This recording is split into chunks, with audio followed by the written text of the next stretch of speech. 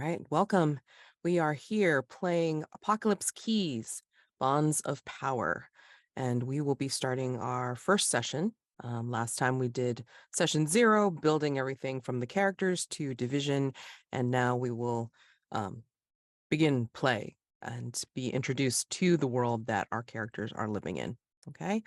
Before we get started though, we're going to go over to the character keeper, and we're just going to go ahead and take a look at safety, just to make sure that nothing has changed. What I see here, it's like I reordered it, so this way we can see things a little bit more clearly. Lines are still child sexual abuse, epidemics, pandemics, harm to pregnant people, intimate partner violence, sexual assault, sexual violence, and effective torture. Veils are cannibalism, graphic injuries and gore, harm to children, homophobia, transphobia, racism, sexual content, and torture. There is an Ask First column, which includes casual murder, mind control, self-harm with intent for suicide, and slavery. And interest in body horror, classism, PC betrayal, religion and cults, and romance. And if you haven't already filled in the romance matrix on the character keeper, there's a marking for romance with PCs and romance with NPCs, and then notes/preferences next to each, okay, for your name. So again, if you haven't already filled it out, please do. This way I know whether included or not for NPCs. All righty. So for this first session, what we're going to do is we're going to start with playing out a day in division, okay? We're going to have like short little vignettes, scenes with each other if you'd like, but I'm going to ask some questions, and I'd love to hear the answers to them as we build out this first day, okay? So, there's going to be very, very few monsters here in Division. I mean, you all are Omen class, and most of the personnel will be human or human passing. And I believe we built last time where each of you have your own individual human handler or human passing handler, however that may be. And we're going to have you gather in Division headquarters itself to interact with each other, your handlers, what have you. So what I'm going to ask for everybody, what is the first thing you do when you wake up? And if you can describe where you wake up in terms of your living quarters, if it's a room, if it's a house here in Centralia, just go ahead and describe it. Just want to kind of the camera will follow each of you as we build into this episode. Okay. So whomever thinks they have something to start, that would be great. What's the first thing you do when you wake up? I think maybe Vivi wakes up, and Vivi wakes up fully dressed on top of the bed, just lying extremely flat, and just sits up, bending at the waist, and twists to look outside the window and see the environment outside and see what today's weather will be and see if it matches their predictions. I think Zero wakes up in his in their small bedroom in a house a little away from where everyone else quarters. I think he shares it with his handler. And the first thing he does when he gets up is gets dressed and starts heading to the main building to visit the swimming pool. I'll let everybody do a first description, and then I will follow along on the different scenes. I think the first thing that Petri does is head down to the basement of his relatively small, allotted house in the surface town of Centralia and start tending his various mushroom colonies. He's a terrarium guy. I think that Wisp wakes up in her fairly centrally located, almost like kind of prefab looking little house, very typical kind of suburbia kind of vibes, except that she has all of the blinds and curtains drawn so that the inside of the house is as dark as it can be, regardless of the sunny weather outside. And um, I think we see her entering a room down the hall from her bedroom uh, that is filled with um, plants, just pots and pots of plants. And she gets down in lotus position the way her handler has instructed her to do. And even though she thinks it's the dumbest thing in the world, she is going to meditate. Amazing. So, just have a question for each of you as we follow through the camera. Let me start with Zero. Zero, as you head over to Division's main compound headquarters in, in Centralia, does your handler, Cobb, come with you? Or is he still asleep? Cobb doesn't seem to sleep to the best of Zero's knowledge. And so this time in the morning, when Zero goes to the pool for his daily swim and usually meets up with other members of Division, is like their only time apart outside of the field. So I think they both appreciate the small break. Describe where the pool is. I mean, do you have to go into Division itself to reach this? Is it underground, or is it like kind of passageways upon passageways that lead to a natural pool, like, secluded in a secluded area? Oh, I had been thinking it was just like a small indoor swimming pool, but the idea of it being a natural pool is much more compelling. And I think it is still attached to the gym. Maybe they built the gym nearby because the pool was there, or maybe the pool wasn't always there and it just made its way in that direction over time. But it is Oh, a yeah. little bit of a circuitous route. Okay. Who else is here when you come? Who would be the morning gym type? Anyone's handler or? Oh, probably. Agent Lydia Danvers, almost certainly getting her laps in at about 6 a.m. I think Zero would probably find Agent Lydia a little annoying because he doesn't do laps, he just floats and likes the calm. So every morning I think he'll sit on the side of the pool waiting for her to be done. I'm imagining her being in a very no nonsense swimsuit, even just like her usual, like regular uniform wear. And hair underneath a very practical cap. And she has finished probably a good 10 laps around this pool before she finishes her route. And by the time you get there, she's probably on her last lap. And as always, she shoots you kind of a smile and says, "So, when are you going to join me for endurance training?" What would I need to endure in the pool? Oh, I mean, it's to, never mind. I'm going to go ahead and get ready for my day and dealing with.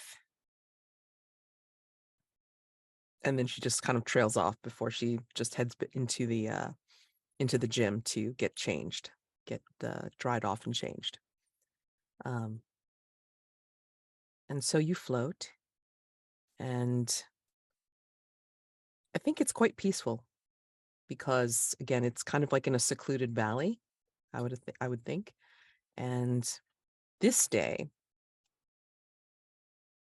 is hazy out here, but there's usually a haze because of the surrounding smoke that emanates in different pockets of this region. And yeah, I think before we head off to someone else's morning, what do you smell? What do you smell out here? There's the always present slight campfire scent, but I think today there's something ozony in the air. He doesn't know yet whether that's a good sign or a bad one. Indeed. All right. So, Vivi, as you wake, and did you say that your handler was here in your space? I did not. Okay. I don't think she is. Okay.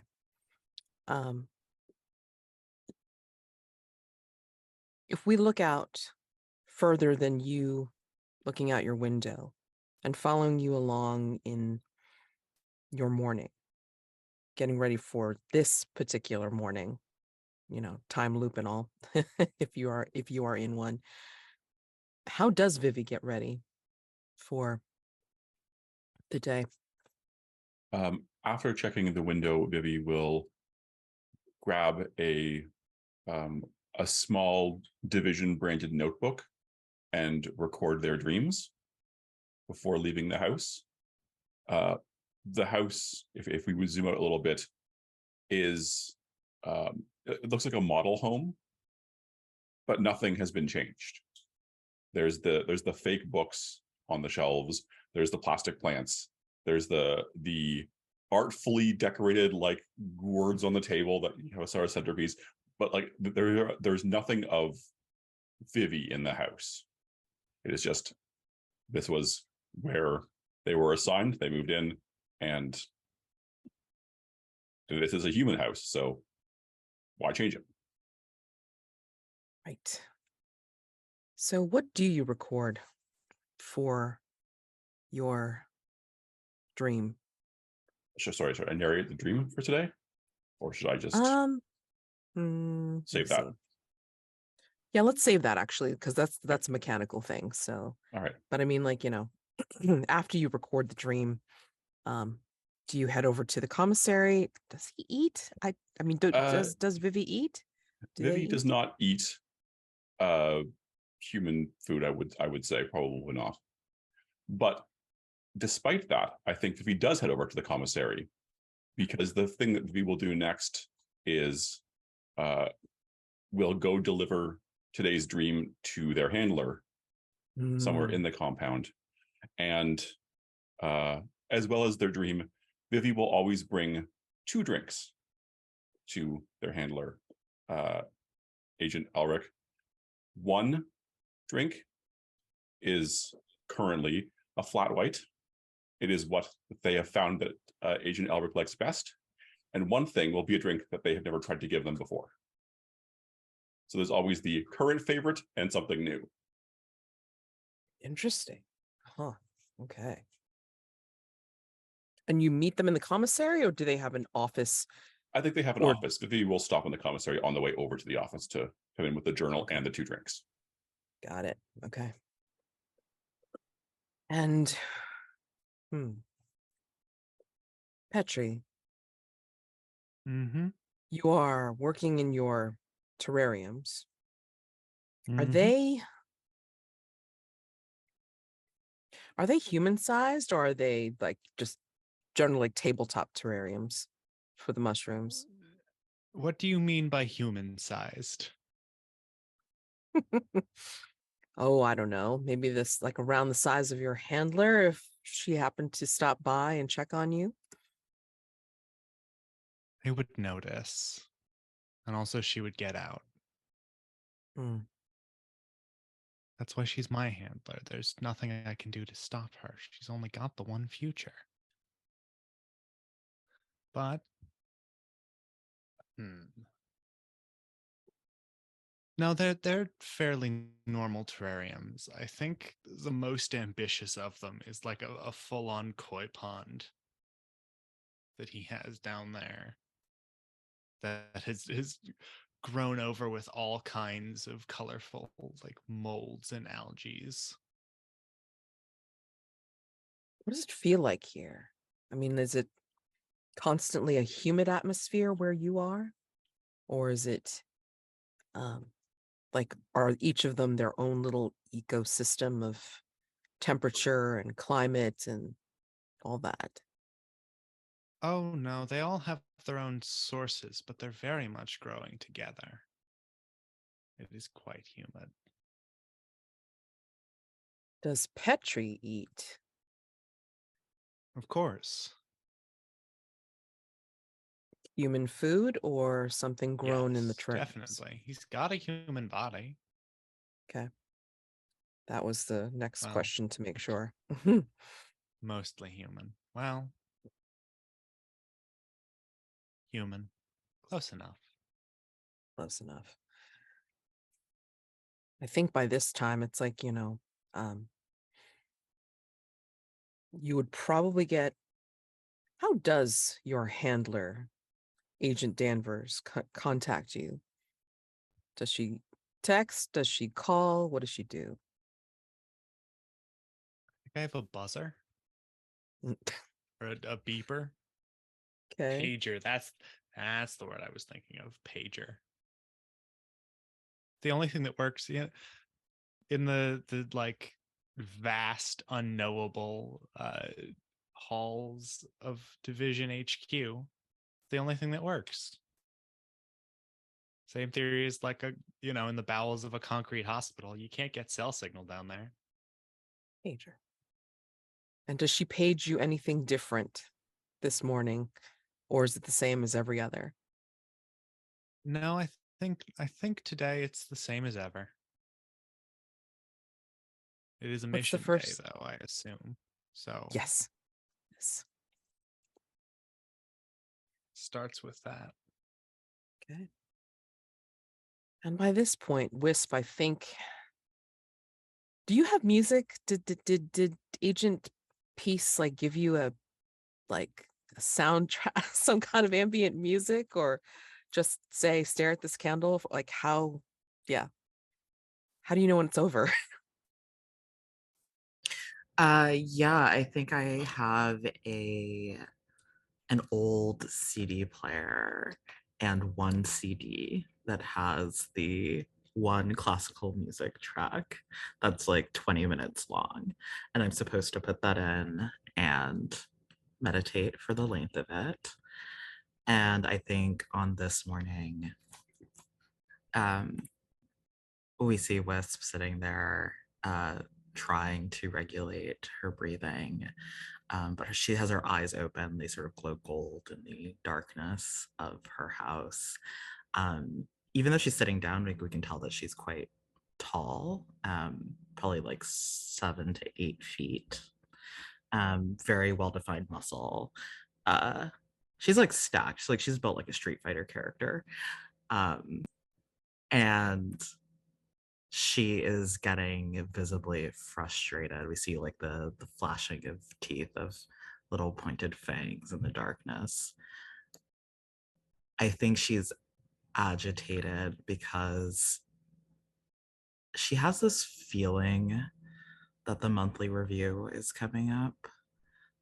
I think they sort of stagger the timing a little bit so that Omen class monsters, or maybe just her because she doesn't react well to it, don't know exactly when it will be. But it's been long enough that she feels like Stone's gonna come over today and we're gonna have to do that stupid test. There's lots of protocol that she just isn't into. She doesn't want to do. Oh, yeah. No, I can only imagine. And nobody has, as far as you know, has tried to give you the edict about the dress code. So I think perhaps they've tried, but she's never followed it anyway. And at this point, she's like, what are you going to do if I don't? So she's just doing her own thing. exactly. And how long would you say that you've had this classical track, this classical CD? Like when was this suggested to you that you do meditation? I think it's only been a few months. And the thing that really pisses her off about it is that it like sort of works. Usually, maybe not today, but usually. Do you even remember that there's music playing? Is it comforting or is it like really, really annoying?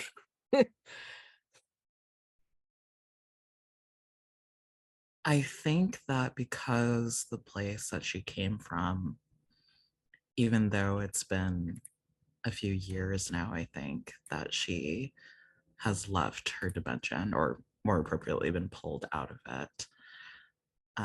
It was a place where either things were deathly silent, and that was a bad sign, or things were loud, chaotic. The air was full of fire and brimstone. And so, music, when she first arrived here, was a new concept in general. And she still isn't quite used to it. It's not that she doesn't like it categorically, it's just it still feels foreign. If it's on, she can't. It's hard for her to concentrate on anything else. And yet the meditation seems to be working, which is annoying to you. Well, I think focusing on the music is what helps her kind of get into the meditation. It allows her to block everything else out. All right. So, excuse me. So I'm going to say that,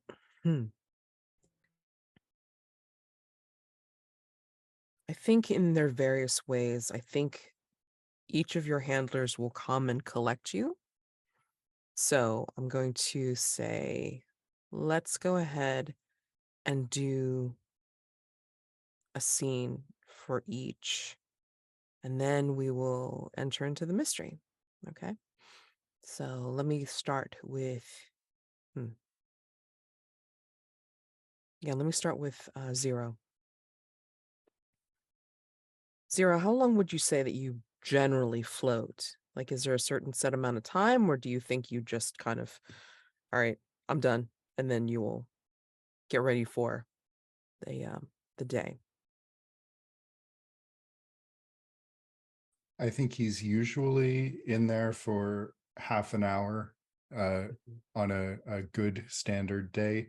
Sometimes sometimes he needs a little more, but he always knows when something is up or a mission is coming, because he'll look up and see Cobb with his towel. And there is Cobb. If you want to go ahead and describe what he looks like when he comes upon you. Like maybe you're floating there, but then like you see him upside down because he's approaching you from that particular direction. What does he look like?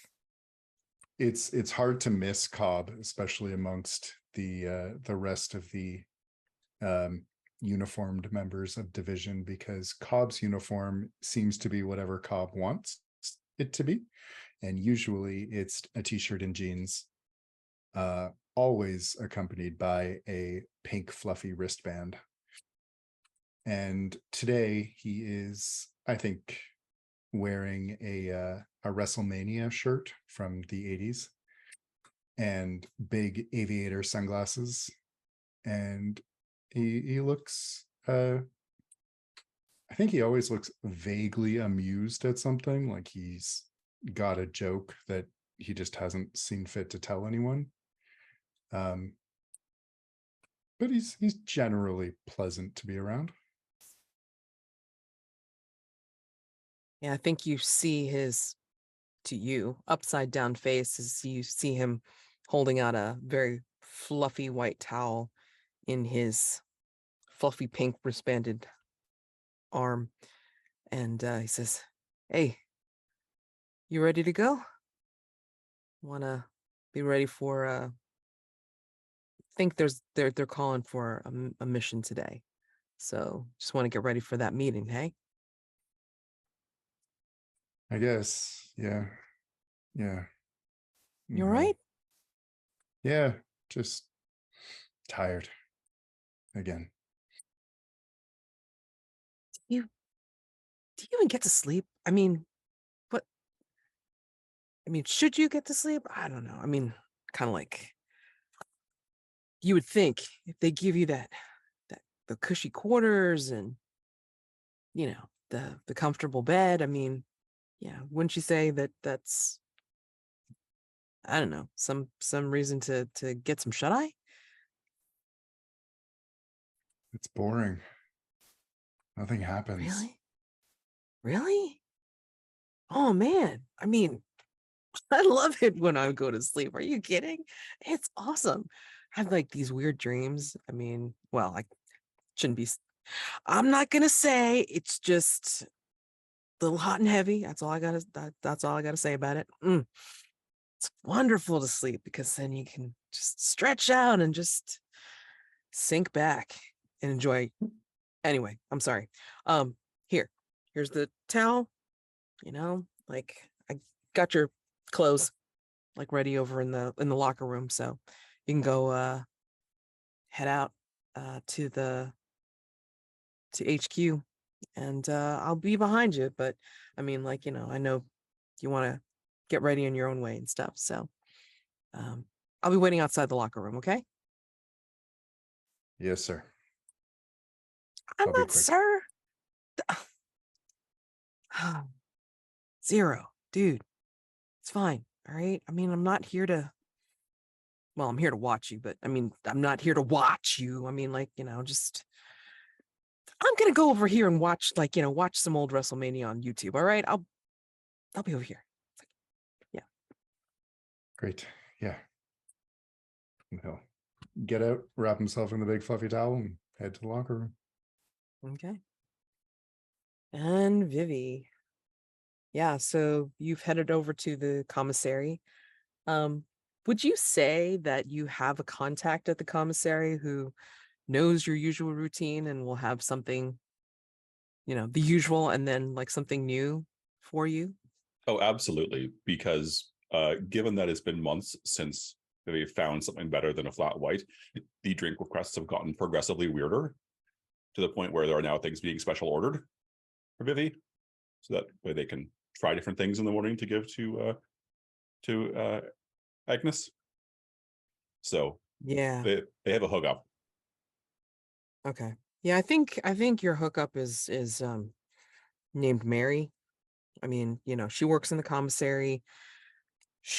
I mean, obviously she's a commissary worker and she's not in like the suits or anything like that. But I mean,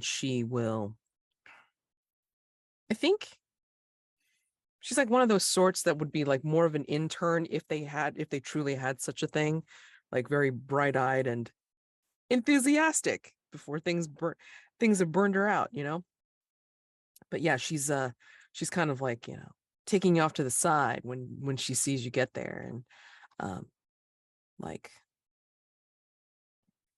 Vivi, it's like I went over to Timmy Stars and they have not only this regular stuff that you give, Agent Ehrlich all the time, but they came up with this like this very special drink, right? I don't know if she's into like the sweet stuff, but I mean, like, we're talking loaded caramel frappolachataki, something or other. I don't know. I don't even have a name for it because I'd have to write it all around the cup. But here it is, and I wish you luck. All right. If she does like it, let me know. I mean, I have to order it special. They don't make them all the time. In fact, I think there's some sort of challenge going on. Like if you can drink this within 30 seconds without showing you've burned your mouth, then like you get something, I don't know, something cool with it. But just let me know. All right. Vivi will nod and say, that sounds exciting. Thank you for going out of your way for me again. Oh, absolutely. I was walking by the gym earlier today, and I heard someone, and they said that they drink beef juice in the morning. Beef juice. Was that a euphemism for something, or was that actual? Vivi will just beef shrug juice? helplessly. Let me do some research. I'll see if I can find out what that is. That just sounds, I mean, juice. You squeeze something from somewhere to get the juice, and I'm not squeezing any beef. I'm sorry. I assumed that since it was from a gym person, it must be healthy for humans.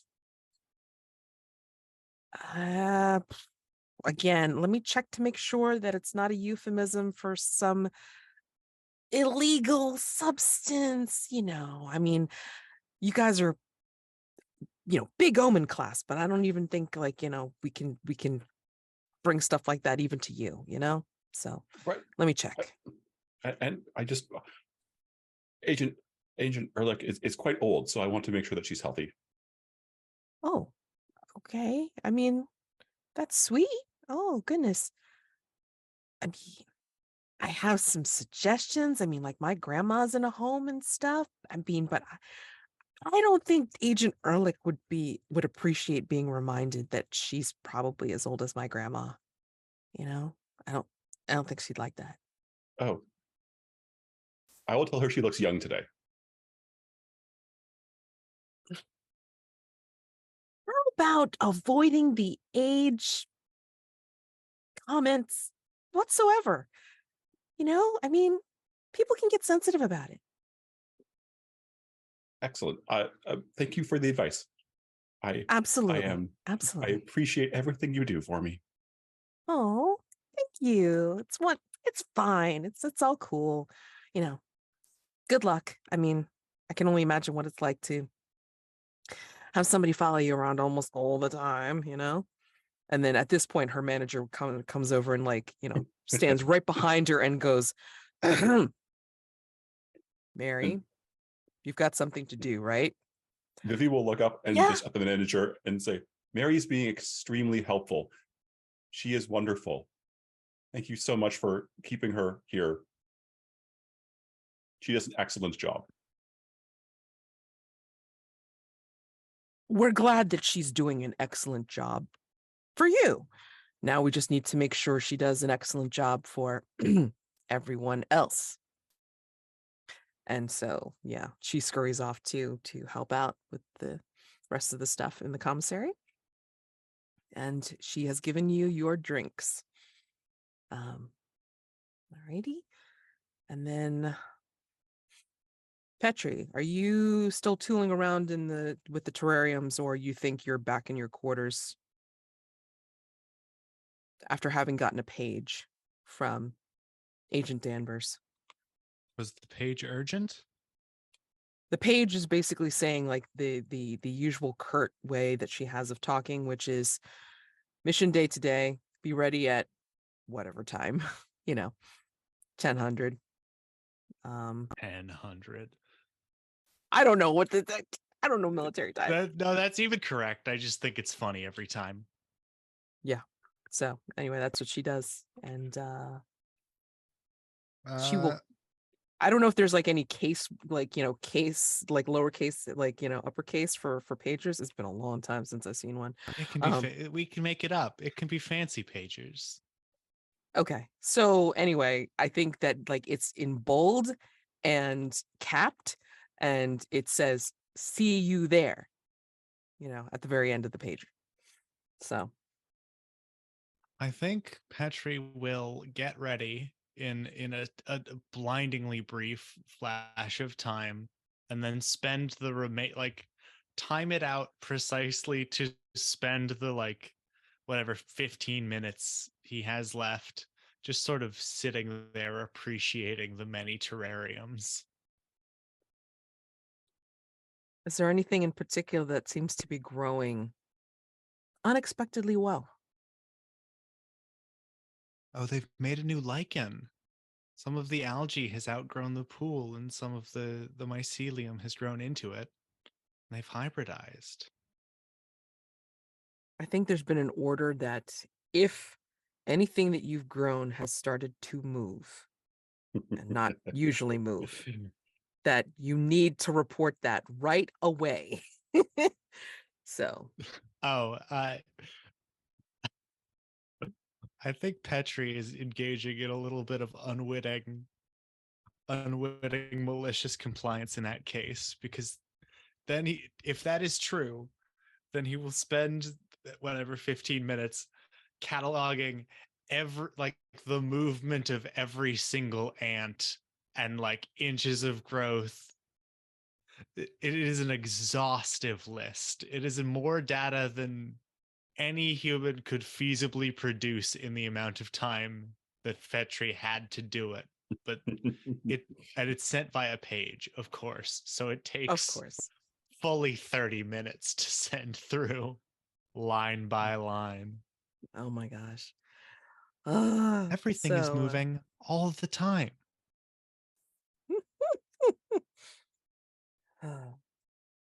I think this is a discussion that you would normally have with her, and then she would debate you on that. It's like, okay, we need to pay attention to what humans consider moving versus what you consider moving.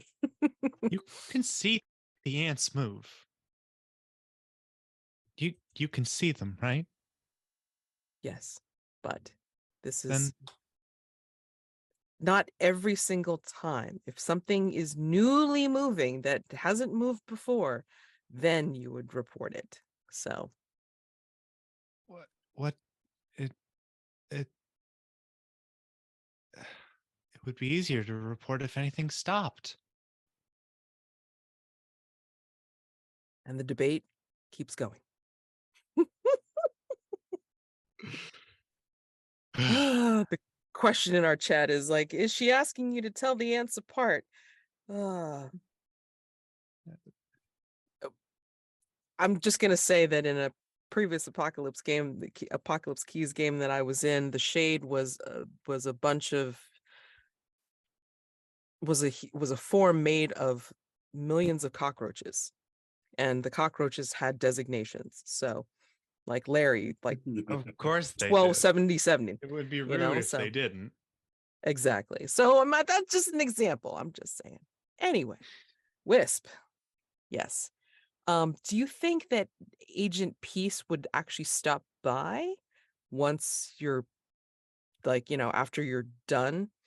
I think he would know that you'd probably try to do things, or maybe you don't. I mean, like, tell me. I mean, like, when does he come to get you, or does he contact you to say, "Hey, it's mission day time, just like come on over"? What does he do? I think he comes to get me. I'm pretty well behaved these days, but when I first arrived, I was liable to not show up if I was just, summoned from afar. So he's kind of gotten into the habit of coming to get me. But we like each other now. So it's a good excuse to spend time together on the clock. Okay. Yeah, I mean, like he will come to your door and be very formal about it and like knock, you know. Um, I don't imagine that you would you would take too kindly to a doorbell.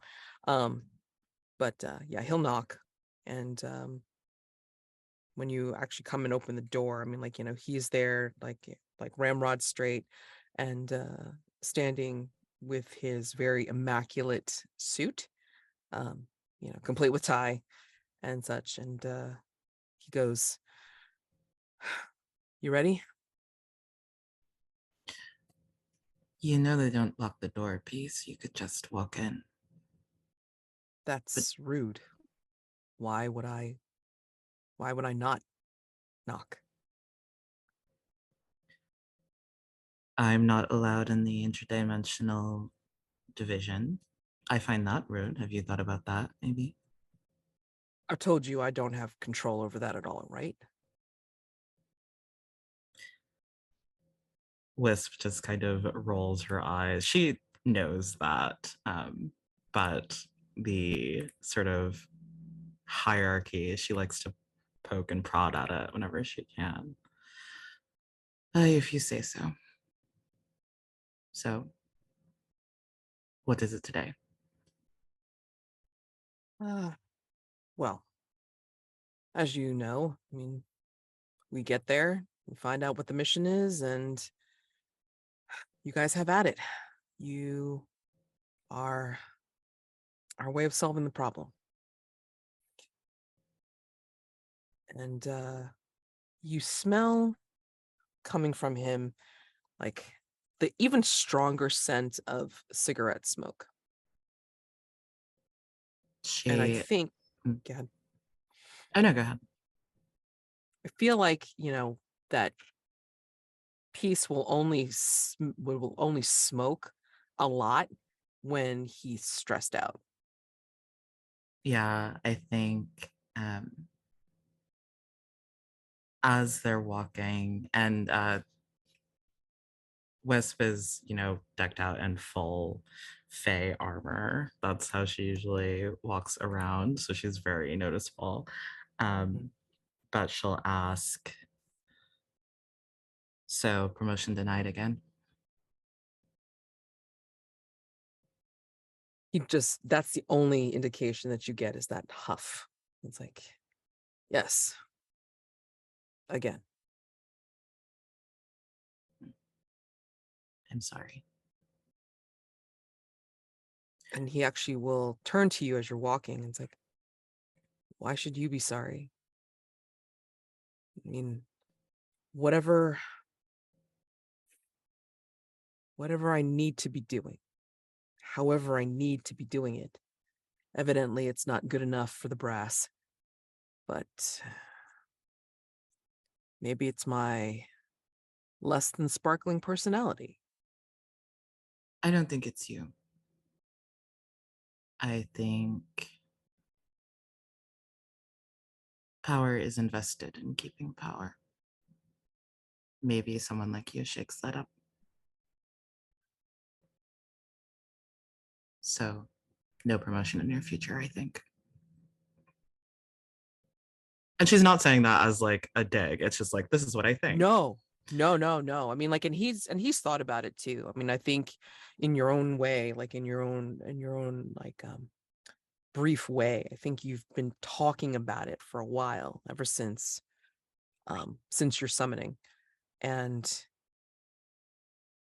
I know you're right, but I don't know how much good I'm doing out here in the field. Not that I'm saying it's been a bother being your handler and doing field work. I'm just to be able to command my own team, my own division, I guess. I mean, that's what we've all been striving for, I think. I've never pictured myself being just another grunt, another soldier. Or maybe that's what I am. Being soldier is not so bad.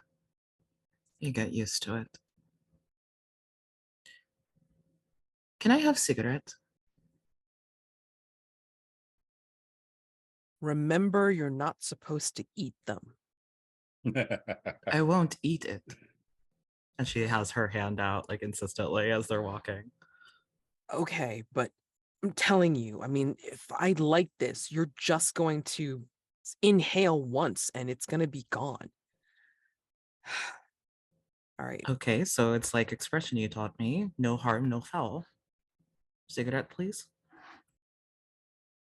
fine. And then he'll bring out the pack, which is like, really, really squished and stuffed, but it only has like maybe 2 cigarettes left in She it. takes both of them and she eats them. What did I just say? You owe me.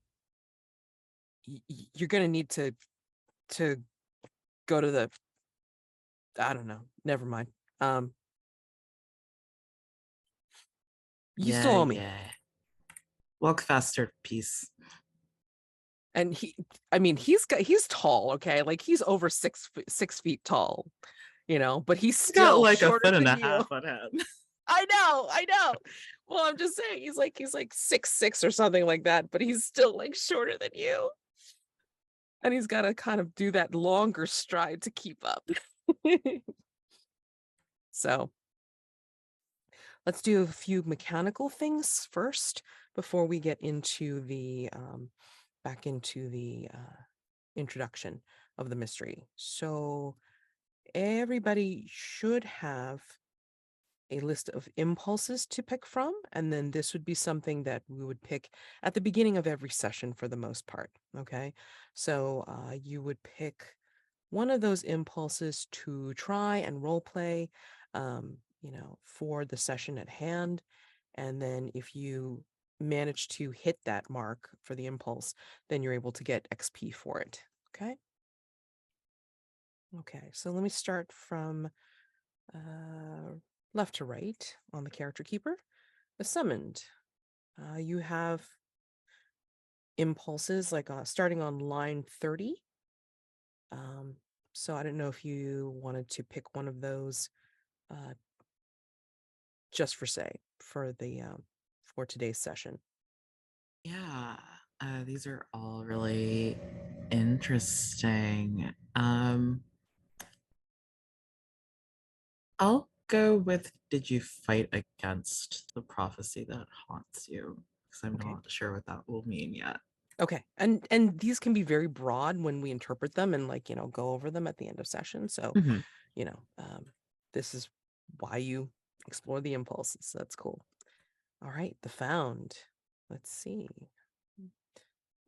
Your impulse, is that you want to go ahead and read out the one that you want to do today? Yeah, I think I'll go for did you open your mind or heart to another monster? Very cool. All right. The last. Which Did you, impulse? oh, sorry. Did you seek solitude and turn away from hope for the future? Oh my. Okay. And the herald for the impulses. Yes. Which one do you want to pick for today? I think I will attempt to find meaning in my relationship with another.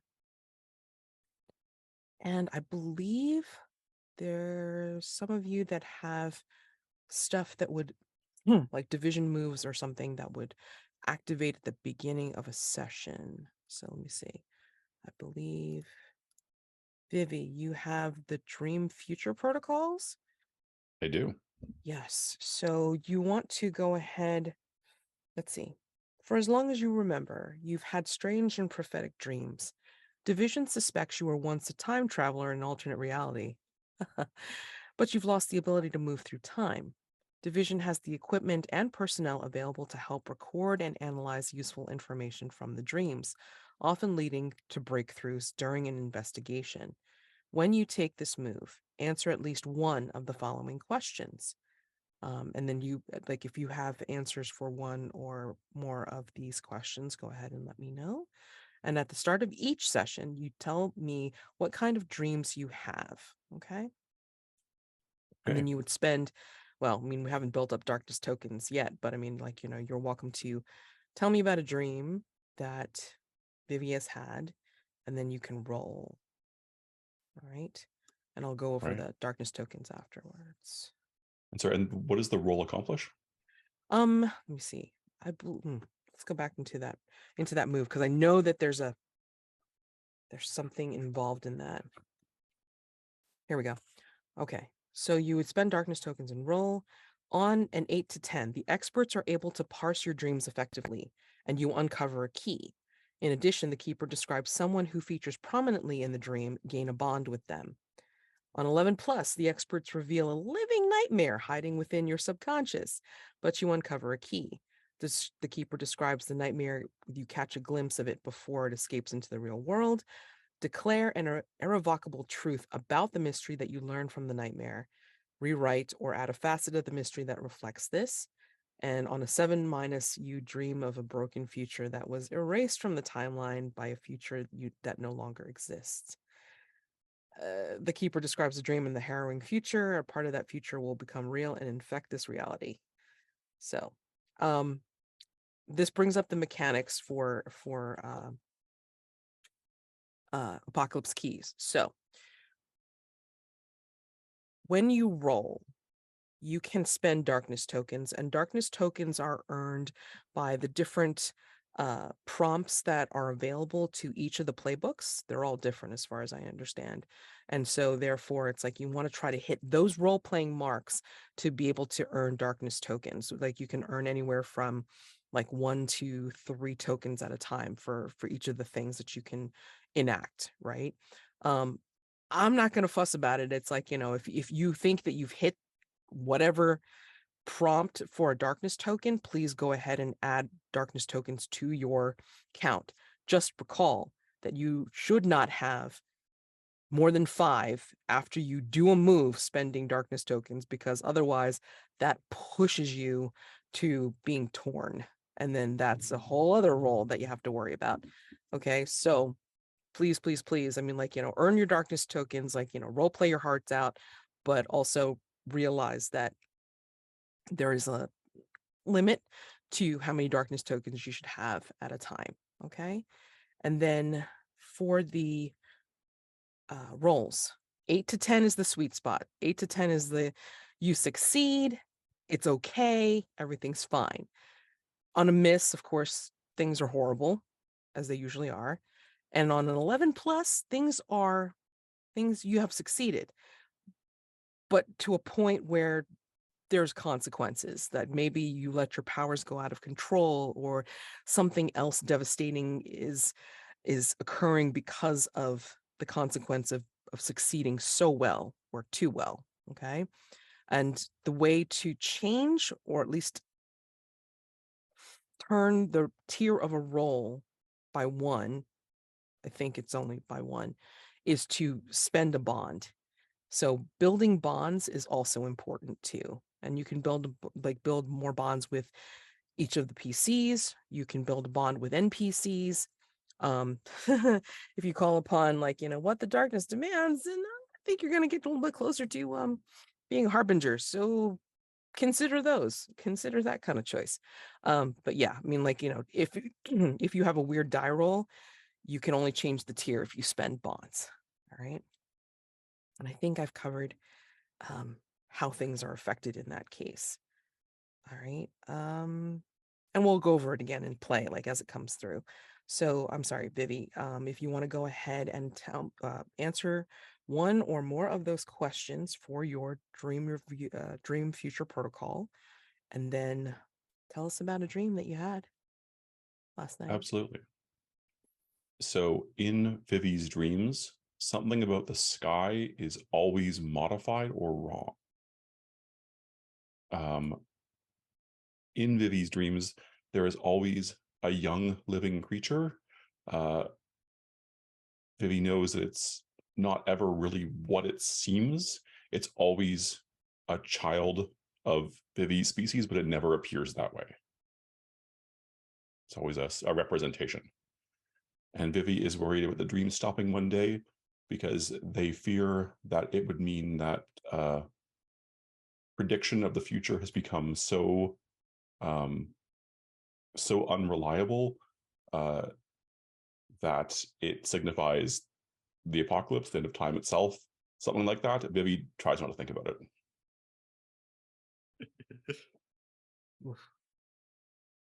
Alrighty. Oh, and so yeah, so Vivi has in her in their little dream journal last night's dream, and it is: a scorching wind blows along an empty beach, lifting the scent of rotting seaweed from the brine and spreading it everywhere. In the sky above, the moon ripples, splits, and reflects lens-like into 7 images, each showing a different phase. They are in the wrong order. On the beach, a cloaked figure stands knee-deep in the surf. They are crowned with a burning halo of overlapping, interconnected circles that burn with a baleful light. The figure holds a baby wrapped in rich crimson in one hand, offering it towards the ocean. In the figure's other hand, they hold a poppy, but the stem is choked with thorns. I roll. And sorry, the roll is a D. 2d6 2d6. Yeah. plus darkness, but Plus nothing right now. right, plus nothing. Oh, thank you, 0. It's a 9. Okay. All right, so you're still in the sweet spot, so that's awesome. God. So yeah. For a 9, let's go over that. On an 8 to 10, the experts are able to parse your dreams effectively and you uncover a key. In addition, the keeper describes someone who features prominently in the dream, gain a bond with them. Okay. So I'm going to say that. Second, give you a key. You won't know what it means just yet, but I think this cloaked figure that you see in the dream, it won't become apparent just yet who they are, but I think their figure shifts a little bit, where the hand isn't quite a hand like that hold those items. Like maybe it's kind of like wisps or smoky or dark and with less fingers than a human would have. All right. And I think that I'm going to give you a key now, but then I'm going to, solidify it in a bit. But the key that you receive from this is going to be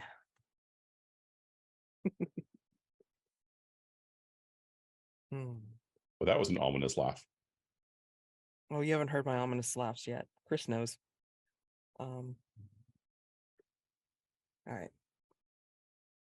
I think the poppy in the hand will turn into, or maybe it's interpreted.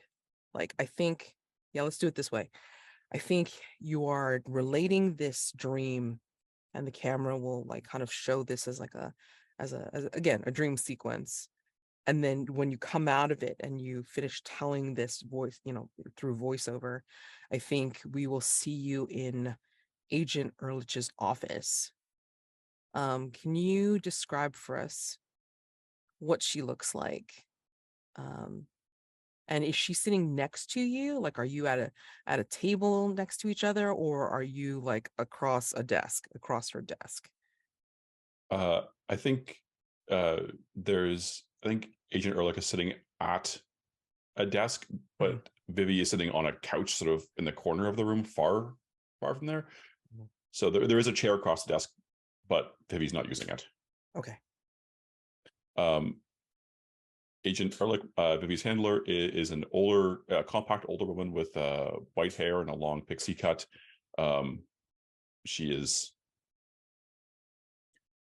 tough, but compassionate.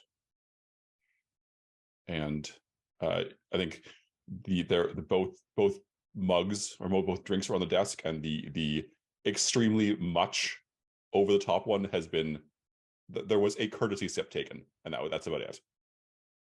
And she just has that neutral expression that you know so well on her face.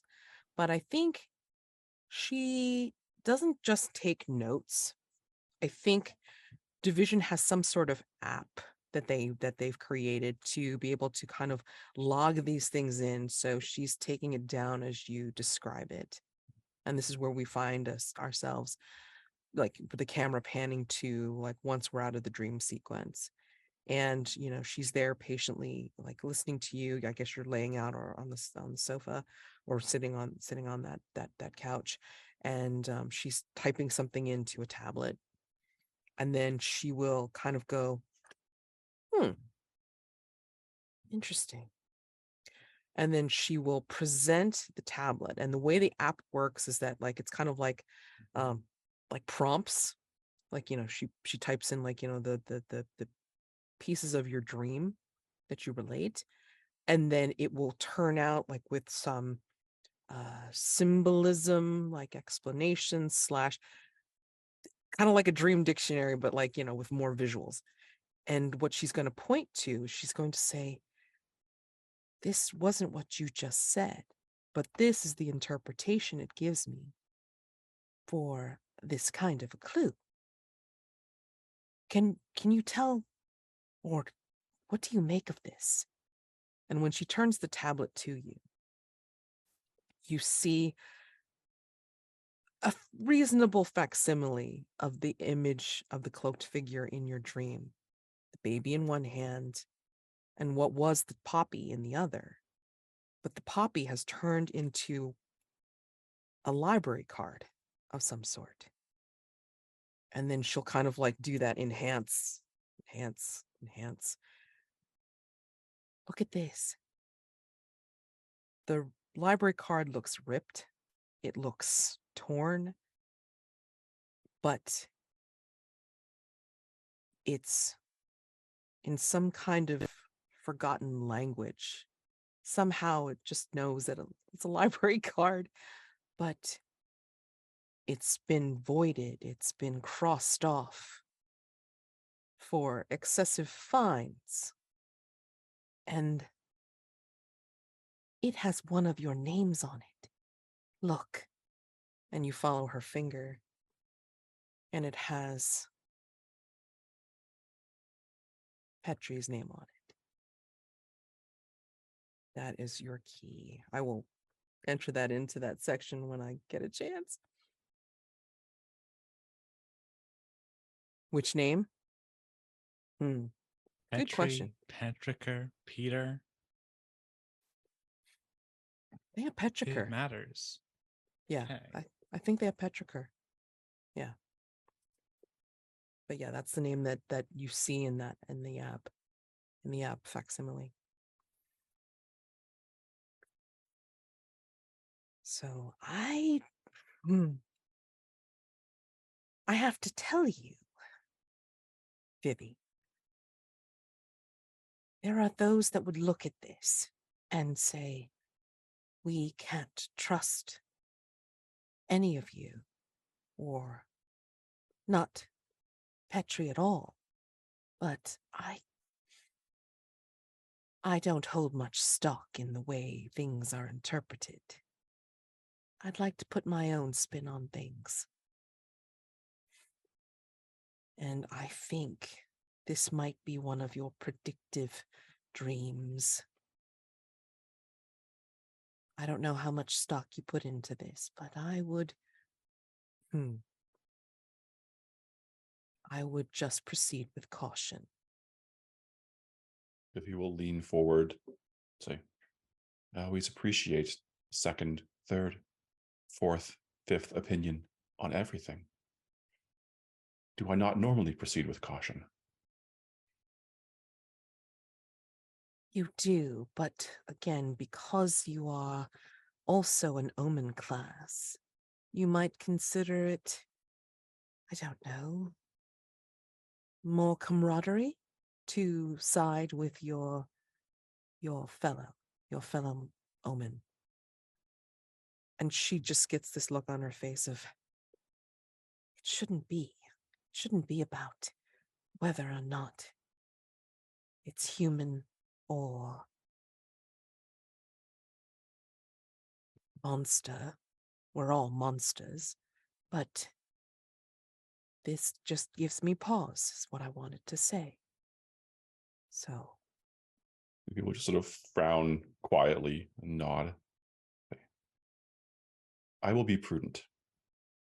I will advise the others to be prudent as well. No harm should come to them or anyone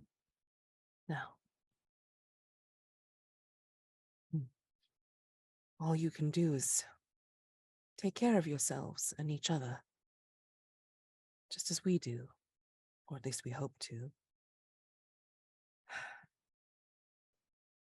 Thank you for this. She nods at the tablet.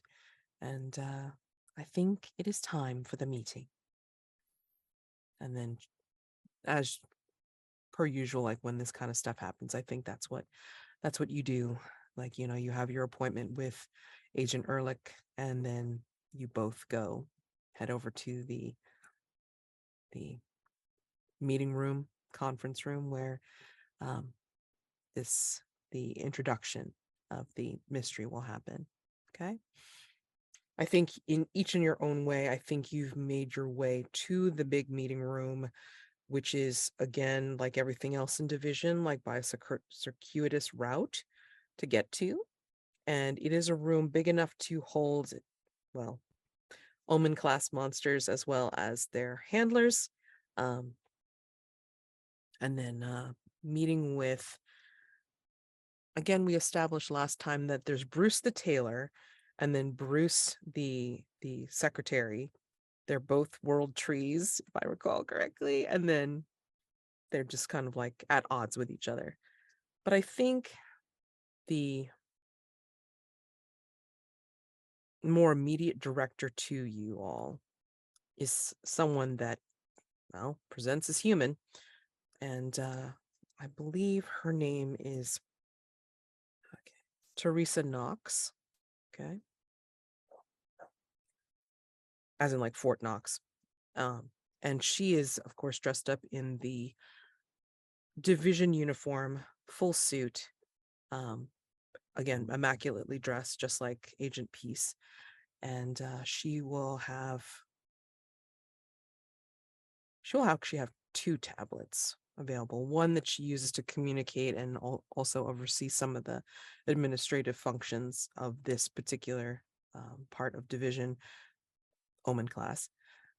And then another one that she uses to help present the mystery to you, the case to you guys. All right. So this first mystery is called the Parasitic Library. Omen class monsters, she begins. A rogue interdimensional spatial entity has attached itself to Division HQ. Designating it the Parasitic Library, the entity has begun siphoning off valuable intel from the archives, leaving voids in Division's key records relating to already contained doors of the apocalypse. Harbinger-class monster involvement is suspected behind this security breach. Should whoever brought the library to Division recover the siphoned information from within the Parasitic Library, they will find out they will be armed with the knowledge needed to unlock those doors. Find out who or what led to this library here, and dislodge it from Division before these apocalypses have a chance to be unleashed and the Harbinger claims ascension.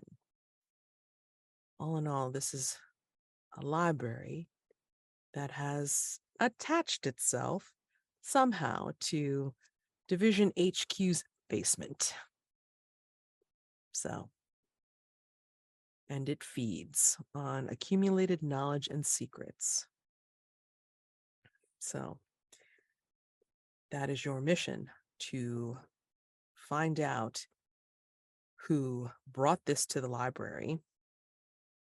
A mystery sheet here. Yes. Find out the identity of who brought the library to Division, and also to prevent them from unlocking the secrets within the Parasitic Library. Otherwise, they will open the door of power. So, the way mysteries work in Apocalypse Keys is that you will gain clues, which are essentially called keys. All right. And as you uncover keys, you will try to formulate a way to attach them to facets that are part of the mystery. So in this case, for this particular mystery, the facets that you need to connect to are the Harbinger itself, the identity of who brought the library to Division, the secrets locked within the library, and the door of power. Each clue that you uncover should be connected to one of these facets. So you can't do one key to multiple facets. It should be like, fitting them into the different categories, the different facets. The complexity for this mystery is 4.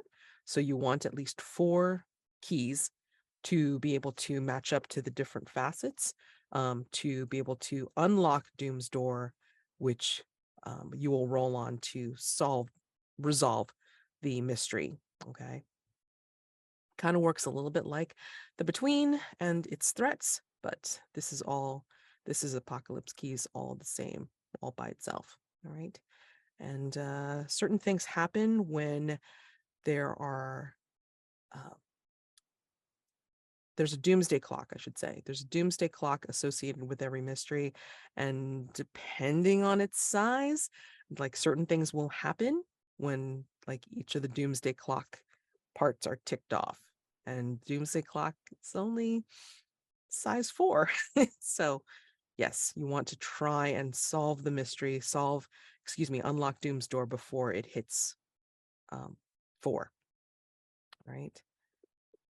Yeah, that's the first clue. A library card with Petrichor's name on it. All right. And yeah. So you can commence with investigations, like in Division, try to go to the library itself, contacting people of interest. In fact, your contact for this, as Director Knox will tell you, is going to be Marcus Finch. They are the assistant archivist.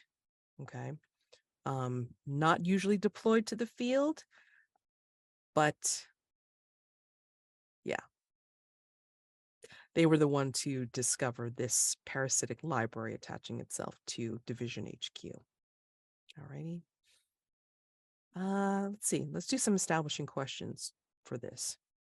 One of you has worked with Marcus Finch before. Why did the two of you part on less than polite terms? And why do you regret the rift that grew between you? Why do you suspect they regret it too? I mean, I have a likely candidate, but I mean, I don't know if anybody else wants to volunteer for this. I feel like it could be Zero. Okay. Zero may have gone to them in the hopes that he would be able to get some assistance with his own missing past. And when Marcus couldn't deliver, maybe because of policy, maybe because someone is making sure that Zero doesn't get the information, Zero got very upset.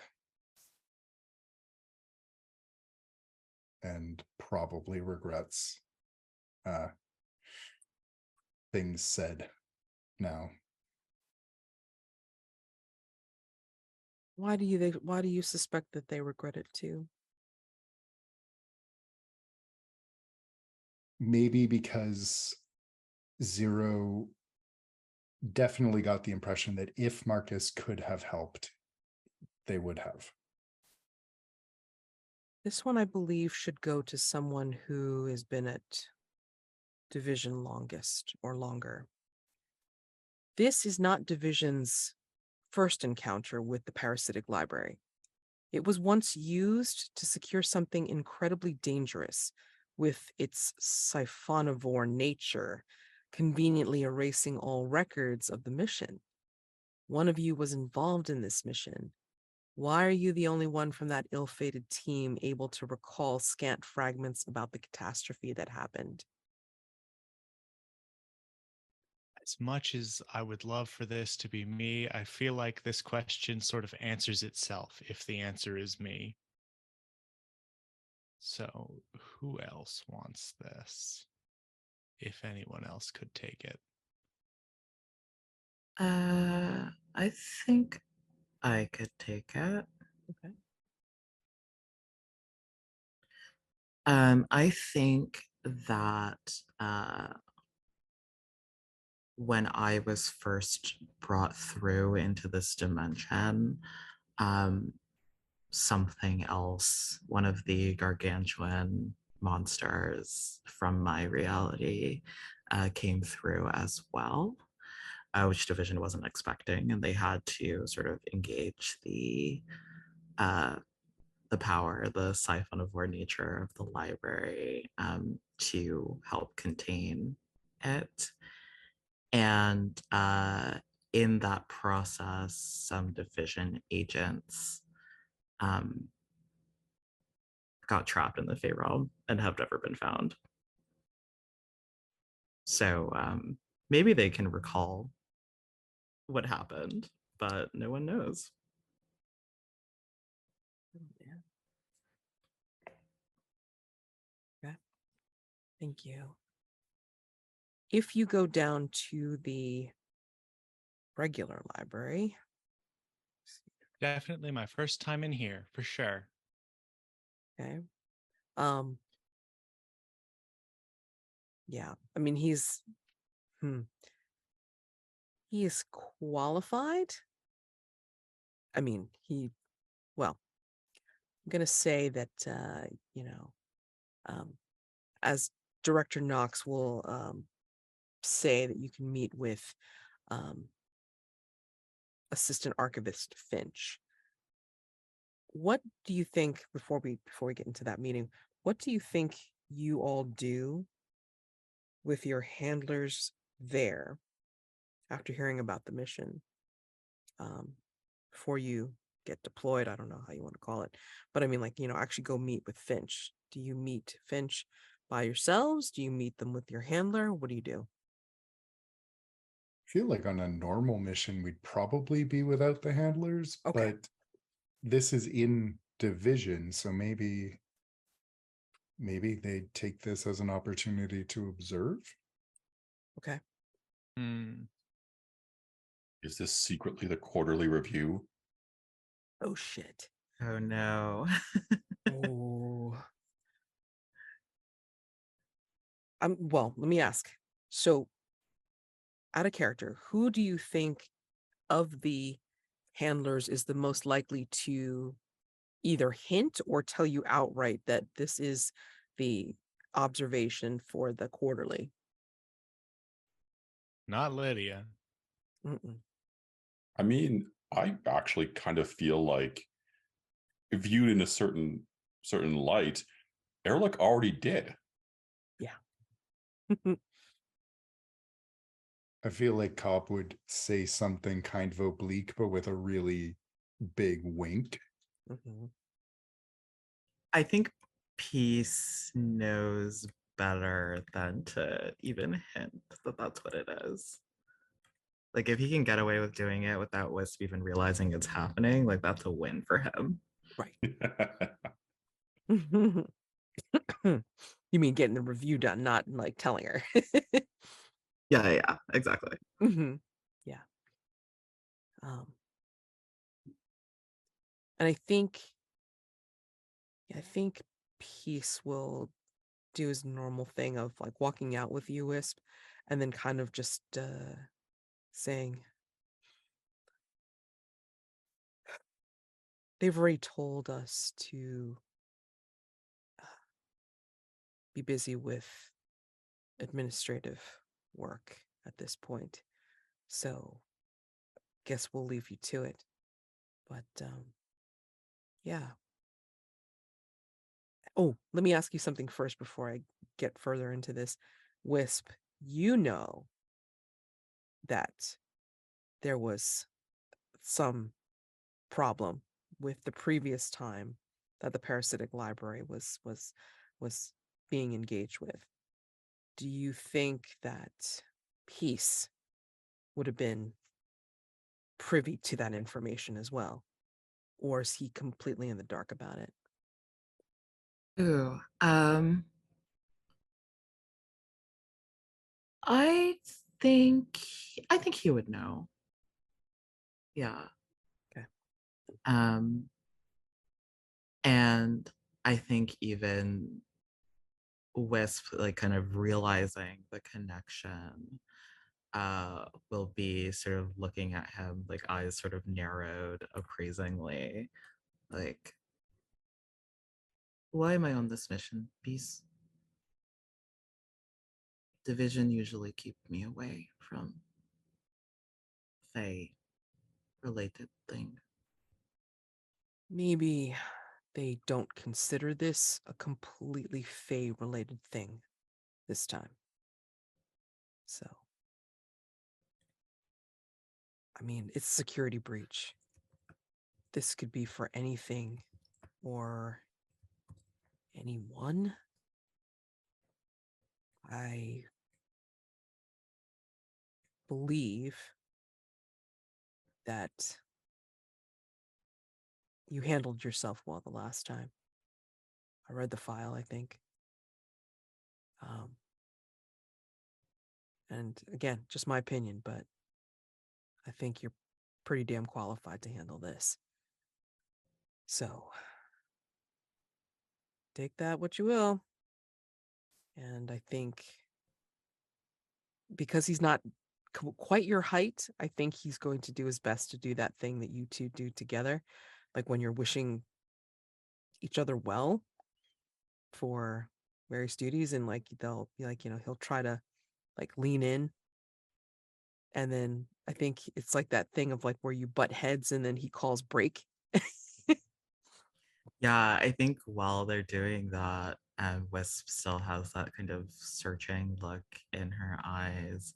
Like, yeah, I think because of the kind of memory erasure, like scrubbing the records part of it, like her memories of this happening, like she knows it happened, Yes. but her memories are really disjointed, and like really confusing, and things that confuse her make her mad. And she's just looking at Peace now, being like, are you on the level, or is there something you're not telling me? She often has the sense that there's something Division isn't telling her. Whether or not Peace is being entirely truthful right now, this is one of those moments where she feels that distance between them. Like he's on the inside of Division because he's a human agent, and has clearance that she will never have. And she is just sometimes stuck on the outside, kind of wandering in the dark. And I would like to take some darkness tokens for feeling unloved or abandoned. Or, yep. I'll take 3. Okay, that's fine. All right. And yeah, I mean, like if you want to take this opportunity to engage with your darkness token prompts, I mean that's fine too. I'm happy to do that before you get investigating. There's plenty to do once you're in the parasitic library. Okay. Yeah, Marcus will be meeting you down there for the approach to go in. Anybody else want to do anything with your handler, with each other, or around division before you head down to the basement or sub basement or whatever connection the parasitic library has?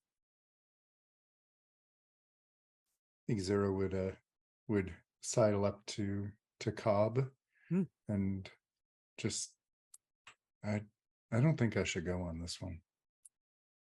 Why not? It eats memories.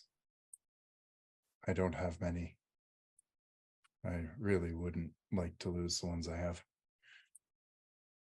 Oh, I hear that. But I think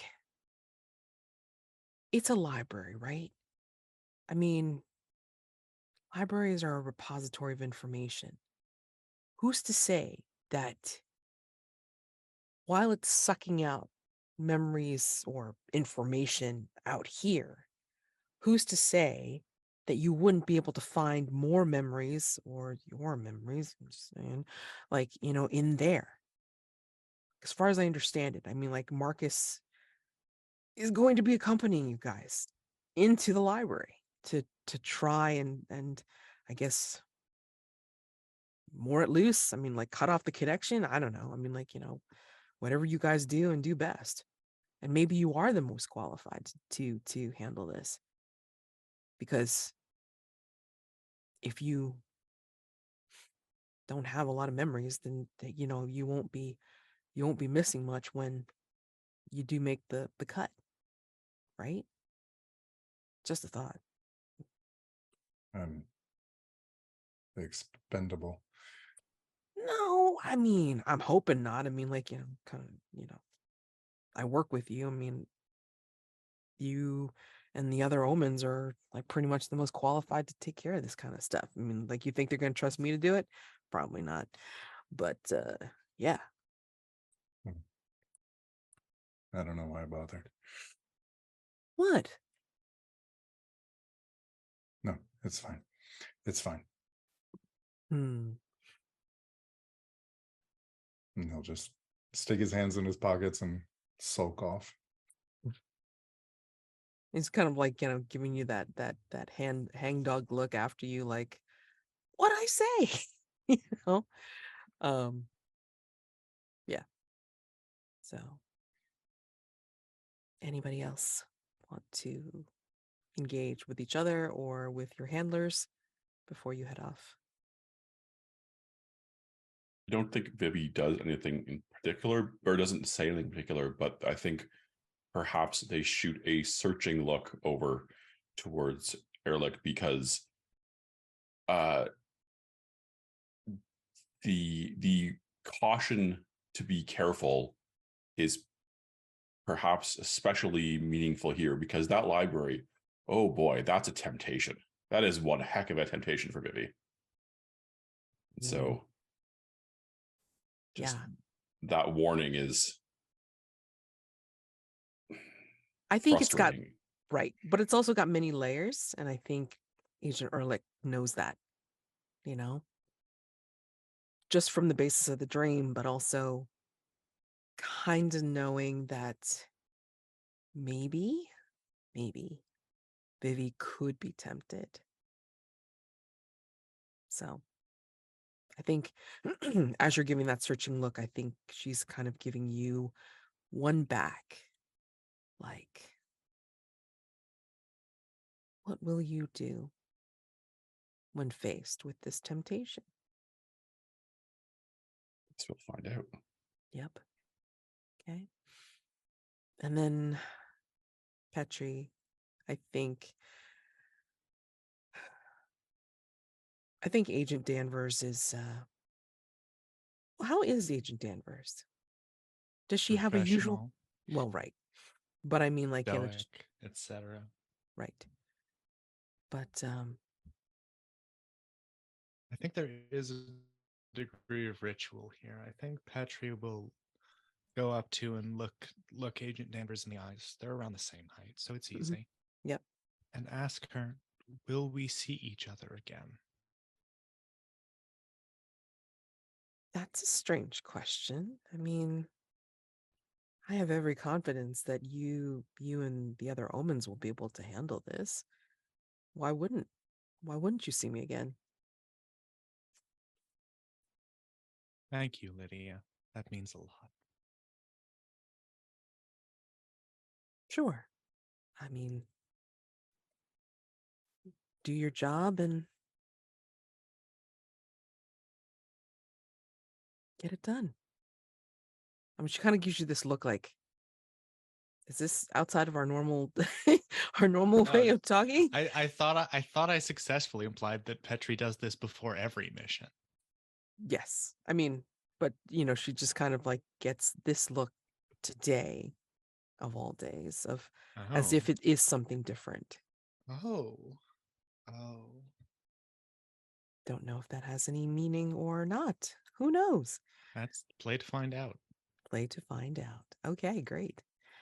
All right. So yeah, you're directed to meet with Marcus Finch, and looks like kind of a medium-sized individual. dark skin, glasses, and just wearing a kind of like anything that you would think a librarian wearing, but like a little bit more askew than normal. So a cardigan, which is kind of like offset, or like the button down, which maybe has the buttons like, one not quite where it's supposed to be, and just wearing corduroy pants and, kind of like hand wringing. Yeah, I see. I know. You wouldn't think that I'm ready for field work, but just so you know, I have all my field certifications up to date. No worries, all right? I mean, we're going to, make sure that we have everything we need to be able to go into this library, check it out, see if we can figure out like where the connection came in, how it even got connected to, our information system in the first place. And yeah, I think I've got it down. And then like, he continues to write in his little pocket notebook. Um, so Vivi will definitely glide over and say, "Were your certifications recent? You don't look like they would have been recent." they're absolutely up to date for sure. I mean, like, the temporal the temporal fix certification. It's like it's just like the technical certification for being able to do the hey, I do the dream app. Okay. I mean, like, I've got that perfectly down. I mean, I've just made sure that I've updated that to its utmost to make sure all the database will give all the permutations. So I'm good. I'm good to go. In fact, I think that because of, well, what happened to me, I will not fall under the effects of the parasitic library. I will still retain my memories. So Vivi is now intrigued. What happened to you?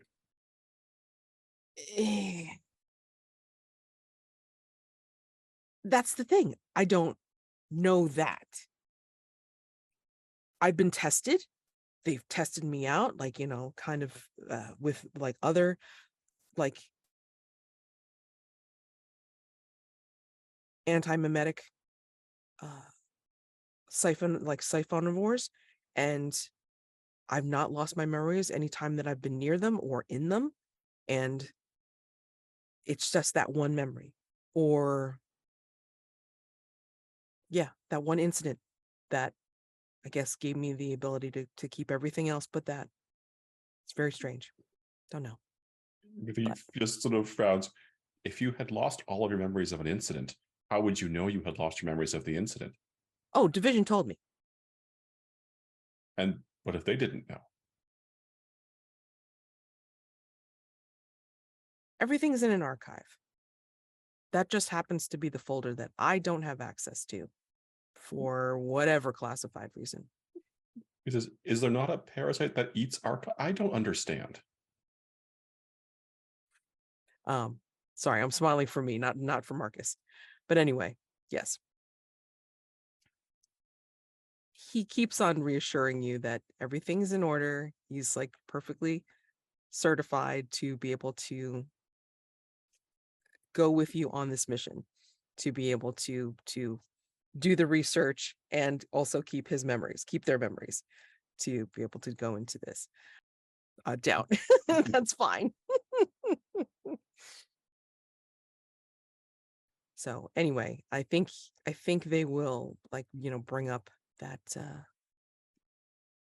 at the very least, what I can do is I can go into the library and tabulate like what kind of information it contains. I mean, that is the kind of database like memory that I have. That is definitely in my wheelhouse.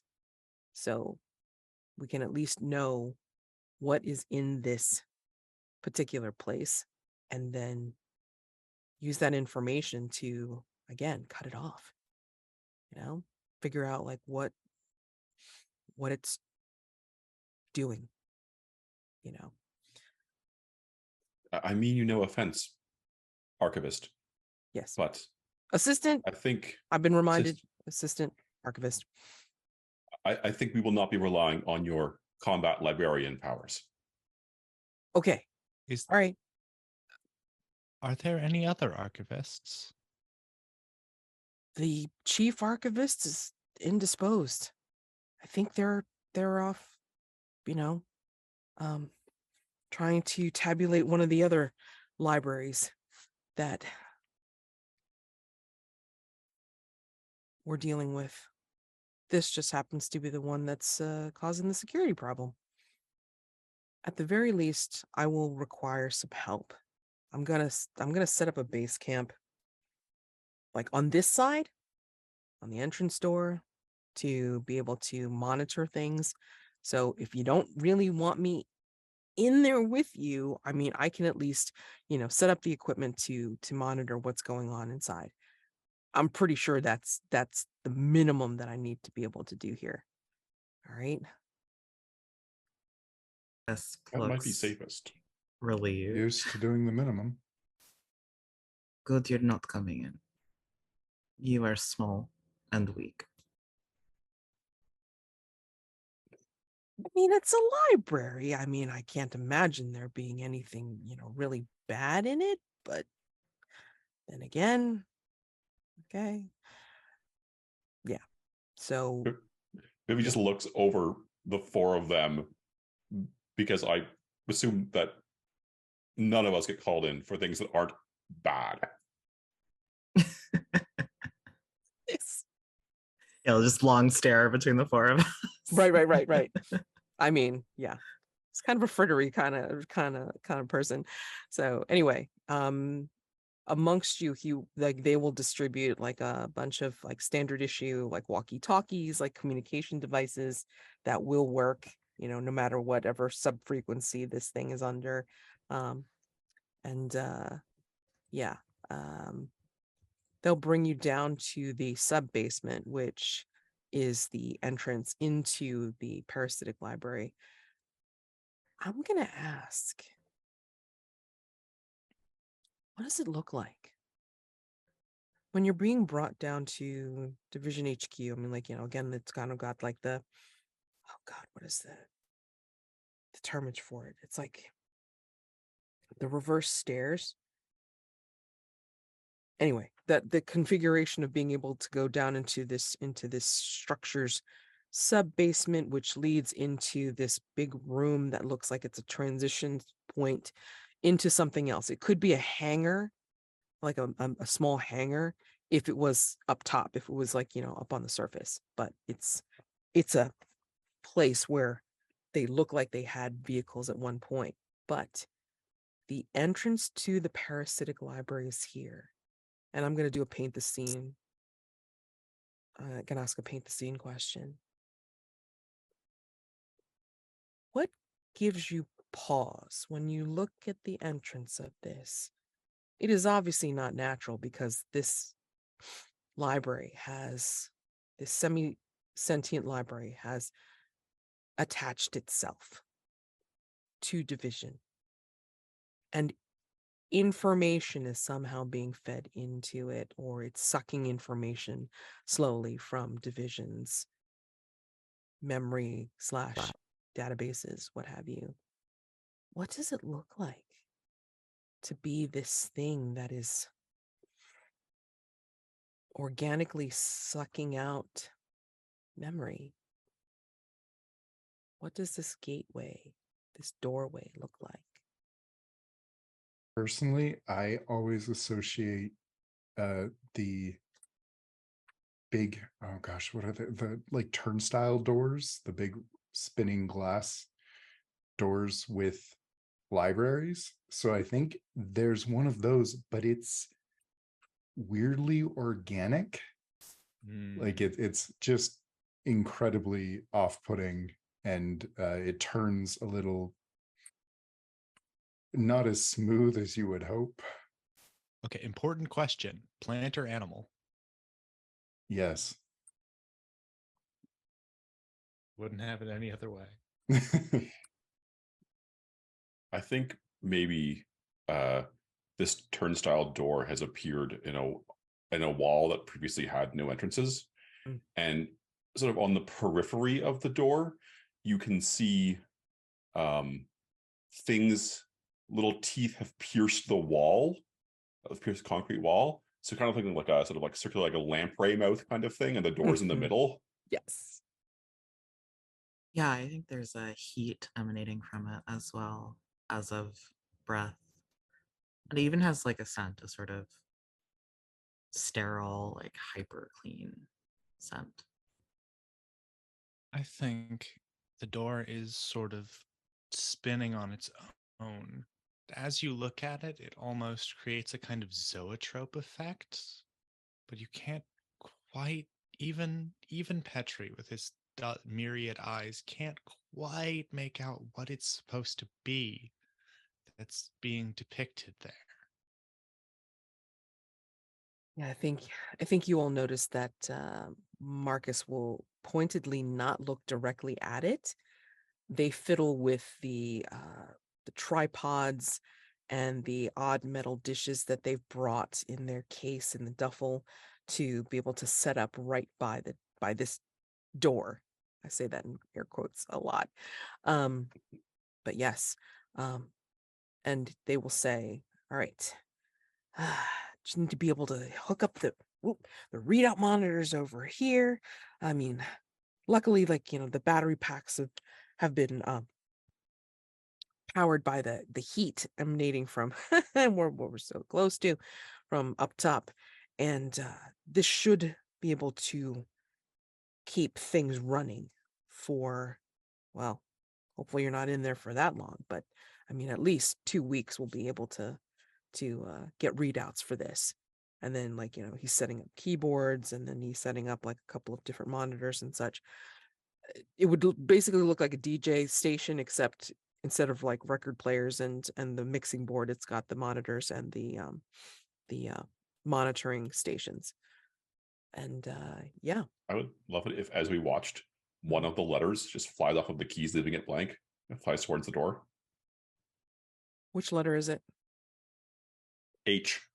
Why? I'll let you decide if that's going to cause issues for you later if he types anything out to you guys. But I mean, again, they've given you guys the standard issue division walkie-talkies, again, to go on sub frequencies over occult channels, if not like actual regular radio channels. All right. And yeah.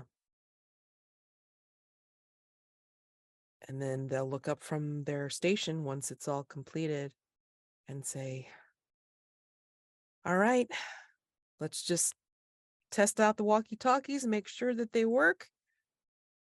And then like he presses the button, it's like, "Base camp to the Omens, over." And then you hear it in your walkie-talkies. He wants you guys to at least prove that they're working. Vivi will hold up a walkie-talkie. Your equipment is currently functional. You have to press the button, Over. please. Oh. He presses the button Mhm. and then talks Yes. after releasing the button, but before keeping it held down.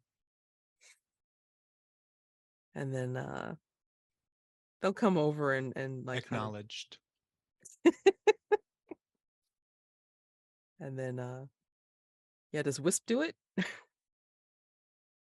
Does she? Yeah, I think Okay. she does. Okay. She talks a little too loudly into the walkie-talkie, I think. Oh yeah. I mean, because like he's got like part of the headphone on, and he's like, "Oh, not quite so loud. Ah, thanks."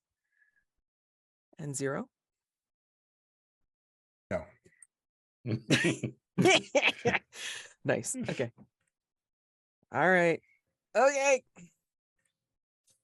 I mean, I won't hog the frequency channel too much. I mean, just to check in and make sure that you all can still communicate. All right. I will be taking readings from here. And yeah. Okay, don't talk on talkie-walkie unless it's important, please. And to go in, we just walk. I'm gonna say no. Should be yes. All right. Yeah. Yeah. Zero is going to just push through the door, and once he puts his hand on it, he's gonna but it'll Yeah. keep moving anyway as the door wetly spins. Yeah. Pretty much. All right. I think don't want to make it too weird, but yeah, I think you hear breathing. And I think you hear sound like gurgles as you're walking through the door and then making your way into the Parasitic Library itself. And I think when you enter into the library, I think you will feel like the walls are pulsing. Not sure from what, but what do you expect the library to look like? If you are expecting this library to be a repository slash vacuum slash, well, you know, forced collection from across history, what do you expect this library to seem like? Paint the scene. This is for what we expect or what it actually looks like when we walk through. What does it look like to you when you walk through? I don't know that Zero knows what to expect, really. I think from movies, he's kind of imagining like the New York Public Library kind of thing, but what it looks like instead is more of a, at least the entrance area is more like a small town kind of rural little library, like the kind of thing that might be in a strip mall. Dime store shelving as far as the eye can see. I think there's a like the kind of front desk. There is someone sitting there, a librarian with this like blurred, shifting face that looks like everyone Wisp has ever seen in her life, like all at once somehow. I think near the entrance where a book return would normally be, there's just bulging sacks full of disorganized books and documents and things that have not yet been shelved.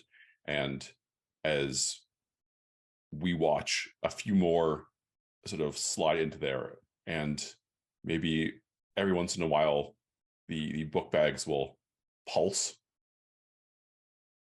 I think as you see all this, it is as you say, Wisp, you do see what looks like someone at a front desk. And this person looks like a person is wearing a slightly worn tweed jacket and pressed slacks.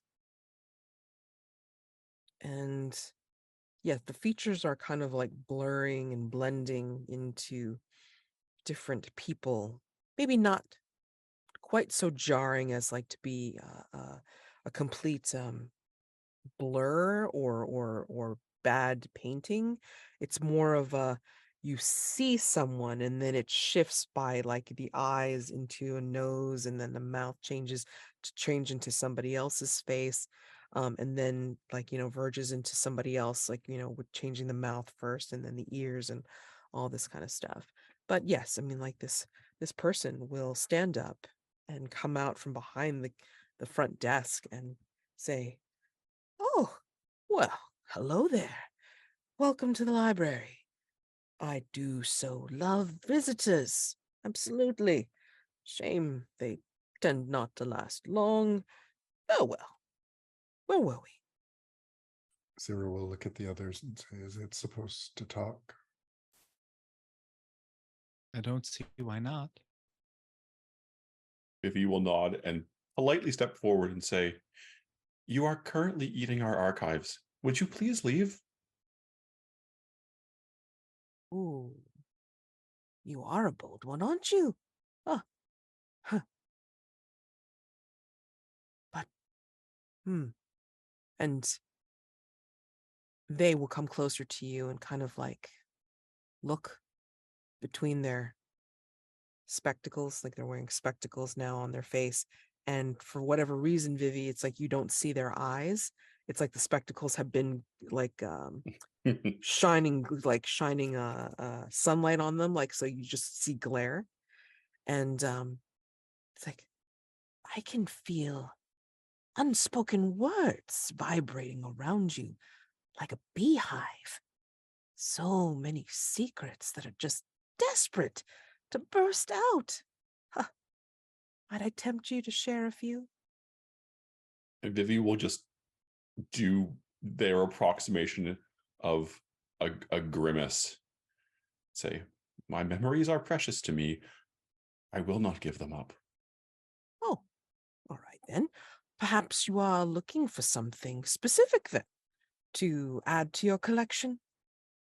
And at this, Vivi starts to turn to look at other the other omens and then catches themselves and says, "No, that is fine. Thank you for the offer. I need," and their eyes follow the path into the depths of the library. "Nothing that is recorded here, I'm sure." Oh, well, that seems a shame. Well, please feel free. Look through the stacks. See what we have available. A lot, for sure. But yes, if you think of anything that you'd like to share, I'm always around. I'm always happy to help. And you see this very bright smile like come across their face, still with the glare on the glasses. And like you will see as they turn away to like find a book cart that happened to appear, like you see that the hair lengthen and the suit change somewhat. So it almost looks like it's femme presenting from behind. And then they will grab the book cart and then start to move into the stacks. Excuse me. Can you point us towards the D's? I have an idea. I'd like to research. And then they won't turn around and they'll just kind of point with a tweedy arm over at like some place that looks like they're pointing like off to the left. And when you do look again, there's that dolly zoom effect of like you see the shelving, but then like so far away is the end of the shelving into the darkness. If the librarian has left to go shelve new things, Mm-hmm. Vivi might step around the desk and look at what's behind it. Sure. Okay. All right. So in this case, it's like, it sounds like you're doing the mechanical grasping keys. Basic moves. All right. Grasping keys. When you search for a clue, investigate the signs of the apocalypse or use your powers of darkness to gather information. Describe how you're doing so, and then you're going to spend some darkness tokens and roll. Okay. So, All right. are you just doing it in the most mundane way, which is just like looking behind the desk? I think looking behind the desk, but also given the sort of the dream from this morning, Vivi was also going to keep out their eyes for library cards in particular, with an idea of perhaps if they could find a VIP library card, they might be able to, again, politely ask the Parasitic Library to leave with some authority this time. Ah, okay. 2d6. I don't think Yes, I'm going to plus- spend any darkness. Okay. All right. 8. 8. All right. Sweet spot. You uncover a key. Let's see what it is.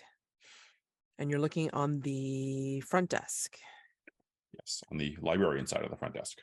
Yes. Oh, like in the desk itself, like you're riffling through it a lot. Sure. Yeah, surface or like drawers. Although I think if Vivi opens drawers, there's going to be a hesitation to sort of touch the organicness of whatever's going on here. Right. Like I think as you are looking, it sort of starts to look normal, where it looks like just regular books or like, regular desk. But I think when you touch it, I think you get that feeling, right? You get that kind of like, why did I do that? But I think, or like, start to riffle through the desk, you see a bunch of case records of old and gone harbingers left behind in a hurry. They're not in any real organizational like format, like not filed away properly, but just they're all lost and gone harbingers.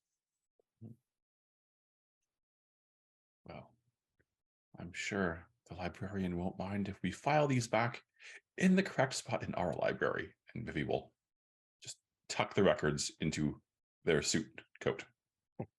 Cool. All right. Does anybody else want to do anything while you are here?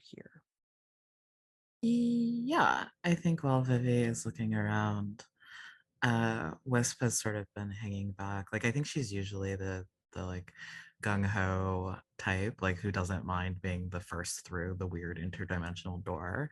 Mhm. But I think she had kind of made sure she was the last one through.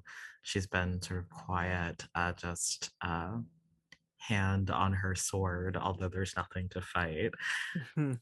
And I think maybe she's near 0 and she just says sort of under her breath, um,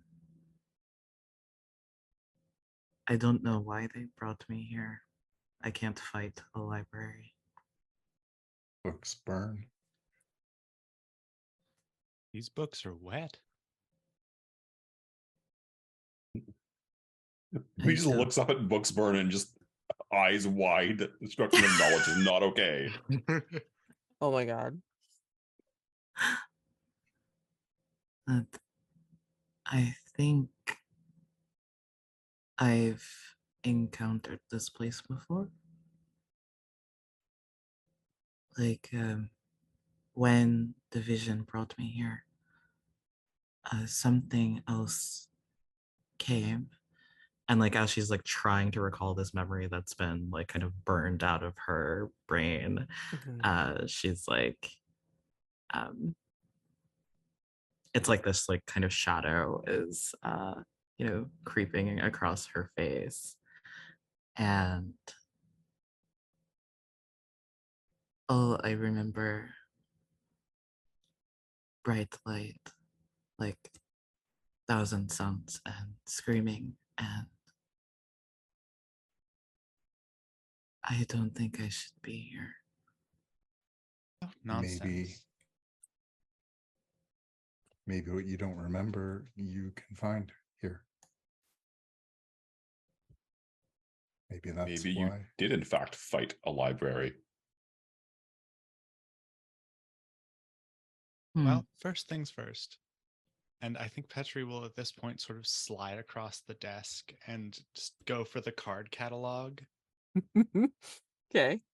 searching for a couple things. Grasp keys, please. You want to just go ahead and did you like mark up any darkness tokens so far? I have not, no. Okay. No one has So- welcomed or included me. Well, that's not necessarily Sorry, I haven't felt welcomed or included. okay. I was gonna say the librarian did, but Right, that's a 9 on the dice. Okay, cool. Alrighty. And I think you went across the desk, you looked over at the card catalog, yeah? Yeah. Okay. I mean, I could tell you what I'm looking for. Sure. Go ahead. I'm looking for information like the file, the card on Wisp, if there is one. Looking for division, and I'm looking for outer deity. I'm searching for not exactly the true name of my master, because that would not be in here, but something like it. Right. Hmm. Oh, and if I can get everybody library cards, that'd be great too. This is not your grandpa's card catalog for sure. I think looks like it, like in those tiny drawers that allow you to see all the index cards and such. But then when you open it up, it gives the impression of being rather what's the term? Non-Euclidean? Hmm. Bigger, longer than you'd expect. And in one of the drawers that you open up, I think you see this ancient scroll. Let me see if it'll let me do this. Of course not. Why would it do that? So I'm going to type this in, but it's an ancient scroll. And I will describe what's in it. You see, never really discussed this actually, but it bears thinking about now. Like any organization, it's like, you always need like some sort of like shortcut symbol. What do you think Division's icon looks like? Logo icon, if it was going to appear somewhere. I mean, I have an idea if no one else does. I also have an idea. All right, mine is sort of like a sort of a hemicircle, half a circle split perfectly down the middle to make like two perfect quarters in just like black or whatever, corporate, smooth. Sure. Okay. Oh, that is better. The literally just math division sign, better idea. Yeah, I was going to say I had an idea of a light circle and then a slash and then a dark circle. So they are dividing the apocalypse with the rest of the world. Nice. Okay. I mean, I'll let you guys decide, if that's what you want to do, and that's fine. Because basically what you find, Petri, is on this ancient scroll, it's in a language that, for you, looks like it's readable. And it talks about this particular civilization's erasure from history by, and you see the division symbol loud and clear on this scroll, by division and its manipulations and warnings inside. It's almost like it's giving like a bullet point list of things that were done to, what's the word? Infiltrate and be able to seek its destruction. And I apologize if I'm like, hitting a veil or a line. Give me a second. No. Okay. Just want to make sure. Sorry. So yeah, I mean, it is talking about, it's giving some warnings about what to look for. And I think you might recognize certain things that maybe has happened or might be possible of happening when you look at this scroll. All right. That's what you find. And 0. What are you doing? Are you hanging back by the door, or are you? I think when he sees everyone, when he sees Petri and Vivi being a little preoccupied, he's going to look briefly at Wisp before walking over to the librarian and say, "Excuse me." Yes. And of course they look different than what they did before when they were talking to Vivi. So I think it's now like they now look femme presenting. Maybe they're in a pantsuit, but like definitely made for feminine shape. And the face that looks at you is now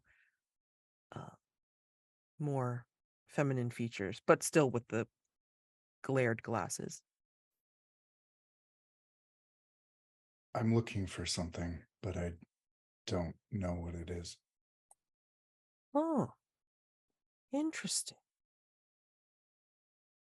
Sometimes I've found that if you take a walk and let your feet lead you, then you will be able to find what you need just by sheer randomness. There is a system here, but sometimes the system follows its own rule. Give it a shot. It might do you some good. Sometimes folks can't find what they want because then they won't know it until they actually find it.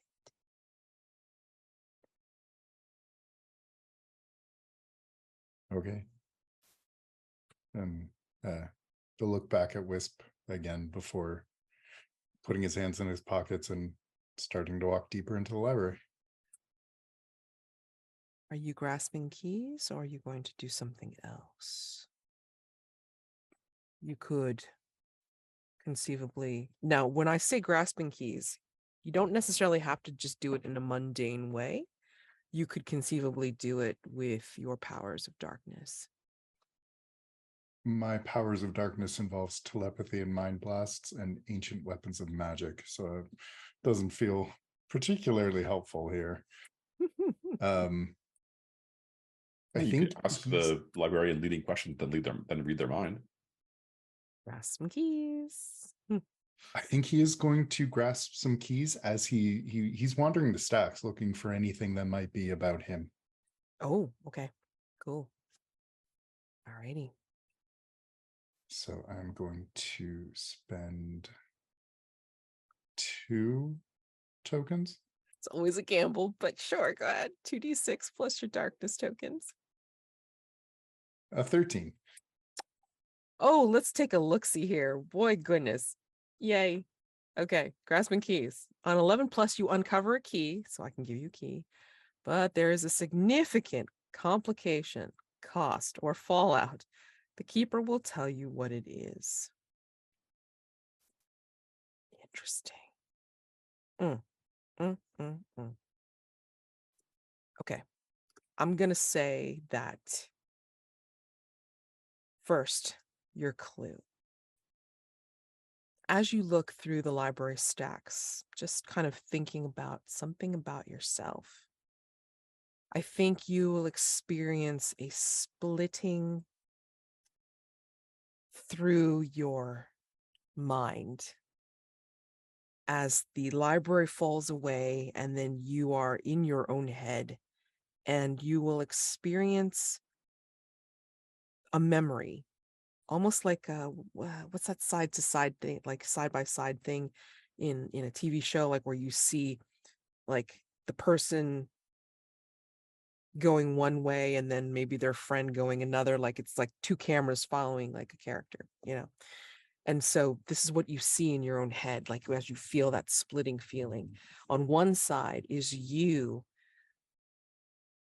before, or I should say, just as you are being discovered by division, like the sights, the sounds, the people, like, you know, maybe in your face, or like, you know, the folks, maybe you see, I think it was like Wisp that you saw there when you were discovered, and you know they were bringing you out from where you were. And then like the other side, the one that's happening at the same time as this particular memory, is leading you back as if it is just before you were discovered. you are remembering the sensation of floating in some kind of surface, and two people in lab coats talking over you or around you, like while you were in whatever stasis you were, and saying, no, the tests will not support this data. This is not these dreams, these memories that are here. They cannot be programmed in. If we try, then the experiment's going to fail. I think you are worried way too much of whether the experiment is going to fail and should be more concerned about the results as they're succeeding. This data is showing it is a success. And then it fades out as your chamber is broken into and you are being released. So that particular clue is a memory split into two surfaces in Zero's mind. One true and one false.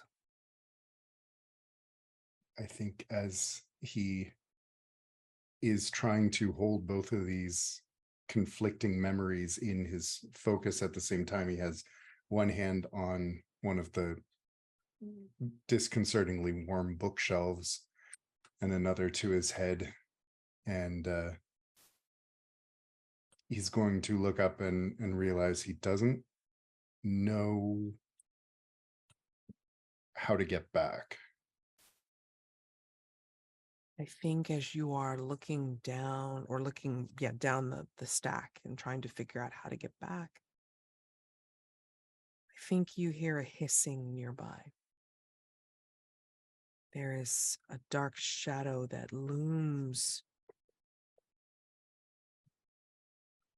around but above you. It's not encircling you yet, but it is. If we were looking, the camera is like on your person, then we see this shadow like loom behind you. And you hear, hello, fellow interloper.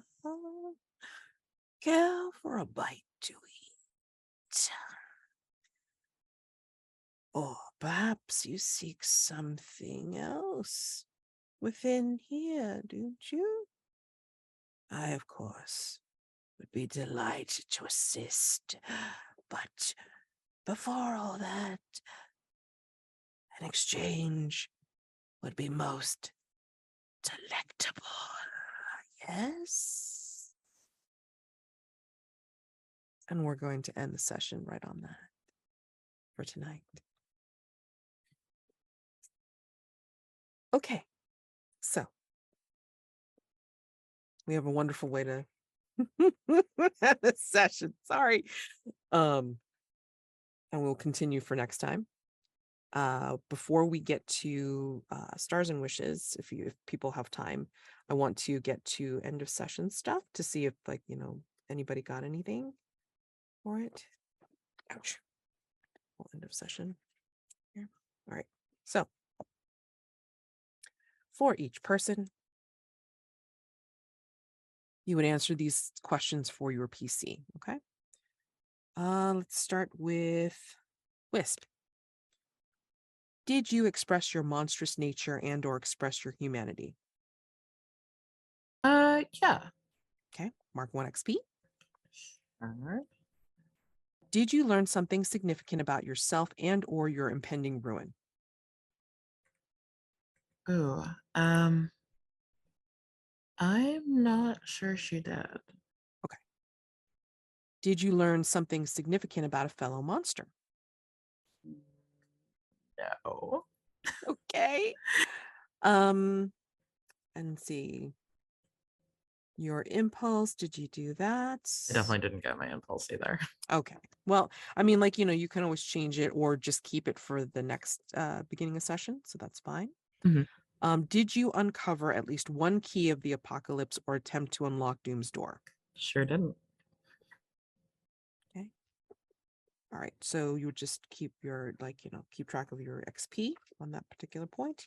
Oh, So for wait. that last one, I take ruin, right? Take ruin. That's right. Okay. That's right. And then, I don't think we figured out a way to add the ruin to the check boxes. So I It think actually is on there. It's just Oh, is like it? kind of tucked in a weird corner. If Oh, you look dear. in column A, rows 12 through 16, that's where the ruin tracker is. Weird. Okay. Yeah, no, I would not have suspected that at all. Okay. Okay. Yeah, so go ahead and mark ruin for that. Since you didn't uncover a key. Okay. The found. All right. Did you express your monstrous nature and or express your humanity? I don't think so. Did you learn something significant about yourself and or your impending ruin? Did I? Yeah. Yes. Significant. Okay, I'll take it. Yeah. I mean, like, you have to figure out like which one's your true memory and your false memory. I mean, okay. Did you learn something significant about a fellow monster? No. Okay. Did you do your impulse? I was going for that with asking for help from the library, opening my mind to another monster. Gotcha. Okay. Okay. I mean, did you open your mind?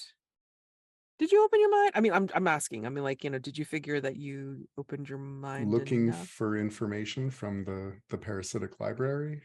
Hmm. I'll defer to your call there. Trying to think. I mean, they tried to give you some like what I would consider it's like, box of chocolate advice, you know. So I don't know if you would consider it's like, did you Fair open your enough. mind enough? So yeah. Think about that. It's like, take the point if you think you got it. Did you uncover at least one key of the apocalypse? Yes, you did. So you Yes. don't have to worry about marking ruin. Okay. So that's cool. All right. The last. Did you express your monstrous nature and or express your humanity? I think so. With having to get advice about not telling the handler that they look the appropriate age and or trying to run an experiment to figure out what to get them to drink. Like it's not they're not human reactions to things, I think. Yeah, that's fine. That's cool. All right, take that. Did you learn something significant about yourself and or your impending ruin? No. Okay. Did you learn something significant about a fellow monster? Not yet. Oh, you don't think so? What Um, about the library card in Petri's name, Petrichor's name? That's kind of significant. okay. I assume that was metaphorical, but if we're taking it as literal, then Vivi will absolutely have some interesting questions to Yes. ask. Sure. Okay. Absolutely. And let's see. Impulse. Did you seek solitude and turn away from hope for the future? Not yet. Okay. And It's did you coming. right? And did you uncover at least one key of the apocalypse? I did. Yes. So you do not mark ruin. All right. And the herald. Oops. Okay. Did you express your monstrous nature and or express your humanity? Chris, Petri. Oh, sorry. No problem. I think I definitely didn't express my humanity. Okay. I really don't think I did either somehow. Although I'm having a hard time remembering anything that Petri did this session. Cultivated your mushrooms for sure. And Yeah, that's pretty normal. okay. Did you learn something significant about yourself and or your impending ruin? No. Okay.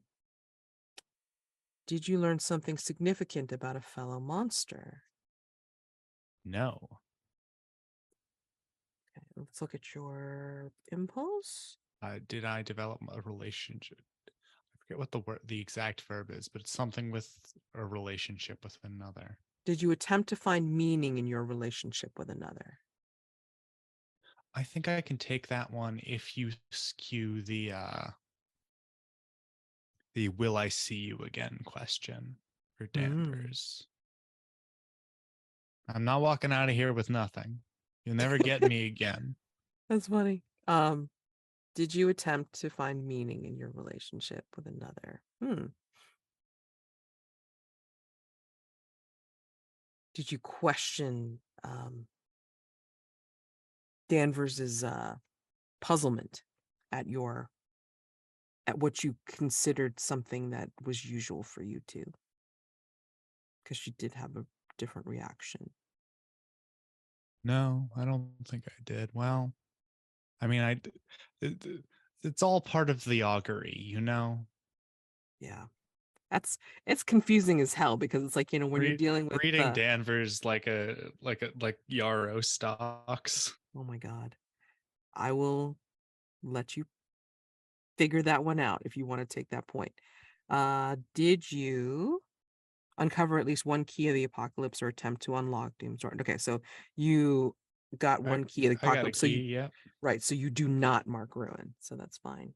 Okay. I think I asked you all the questions. Did I ask you about, did you learn something significant about a fellow monster? Yes, you did. Okay, just making sure. All right. Okay, that is end of session. And then we will pick it up again for next time. You are still in the Parasitic Library, and Zero's running into something bigger than him. So this should be interesting. All right.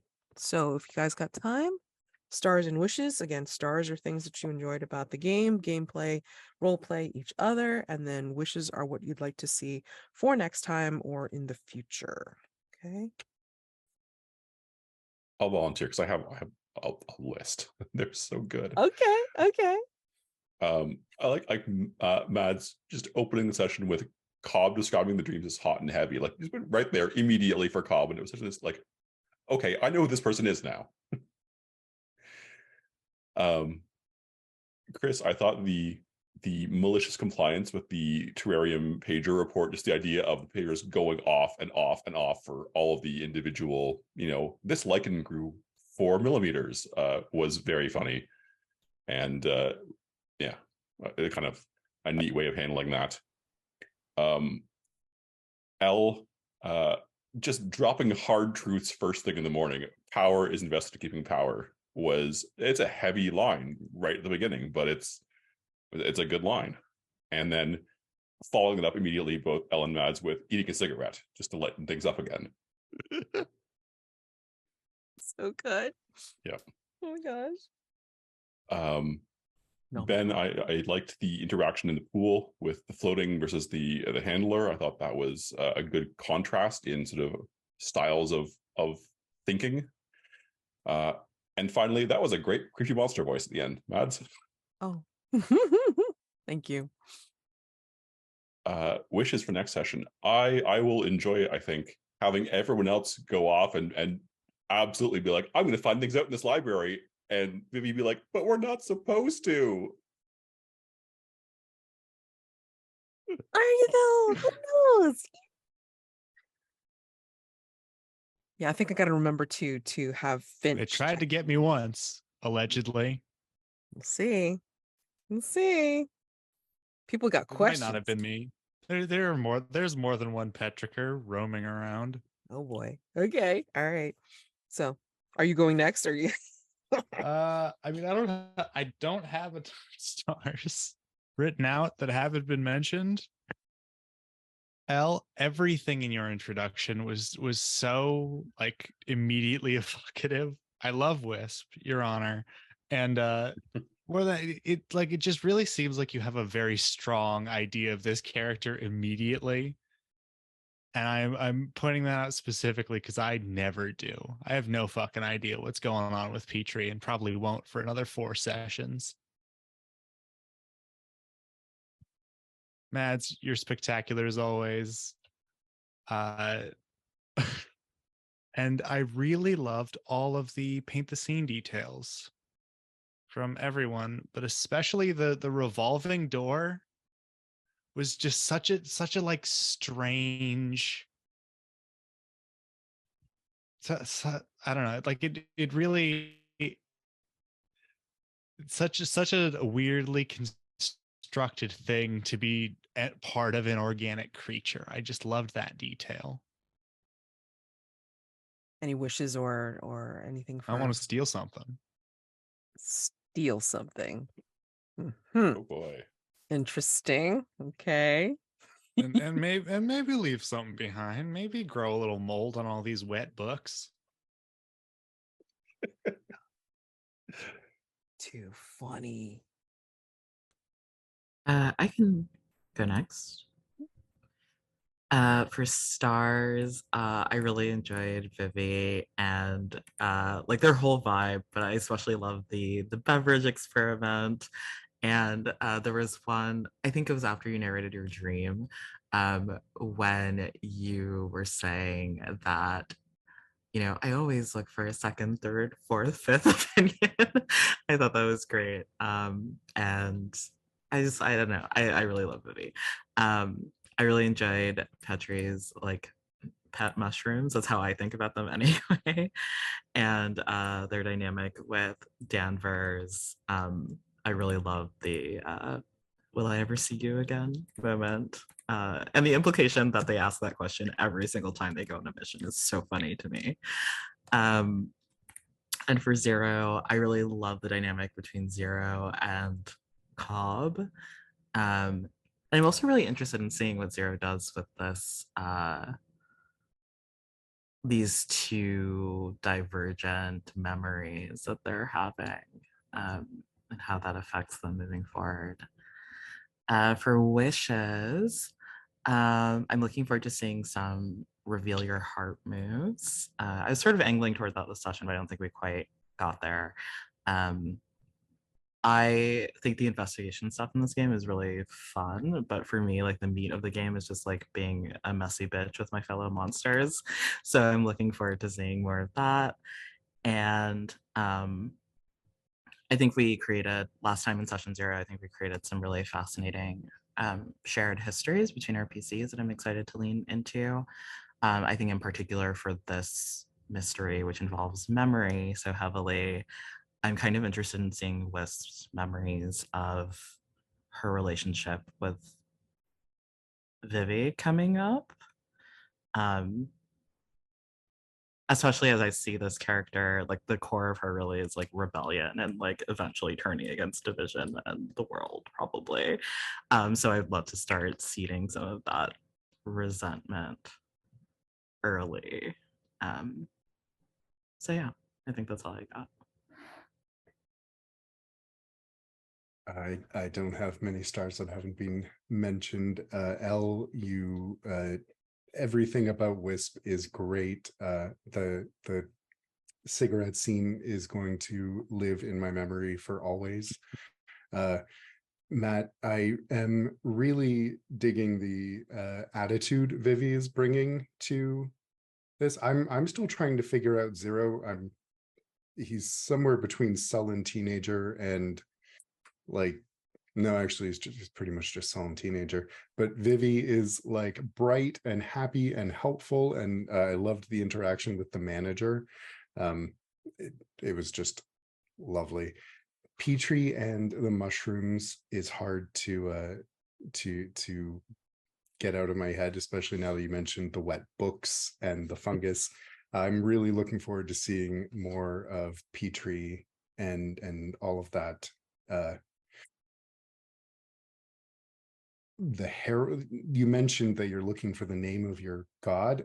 That's fun to bring up, and I'm hoping you find something. Mads, thank you for giving a really complicated answer to Zero's question about a bit of his past. That's just perfect. I'm looking forward to meeting his new friend properly and seeing what comes of that. Yeah, great session. Looking forward to more. Awesome. I mean, I really like everyone's world building, because between paint the scene and then responding to the characters that you just gave me um, some bare threads for. I mean, building off of that. And so hopefully I'm going in the right direction for your handlers and for some of the NPCs that you deal with. So and again, it's probably just going to end up being my interpretation of it anyway. So, steer me in a different direction if you think that's where it needs to go. But at any rate, I mean, I thought everyone's reactions to the weird situations in the beginning were wonderful. And I can picture these characters like Zero being in a fog, but also being unsure of himself, even while being sullen and just kind of aloof, which could be partially because of the memory loss and the pain. That is a warning for this particular mystery, as a matter of fact. And so if it gets too much, Ben, please let me know. We can always change that.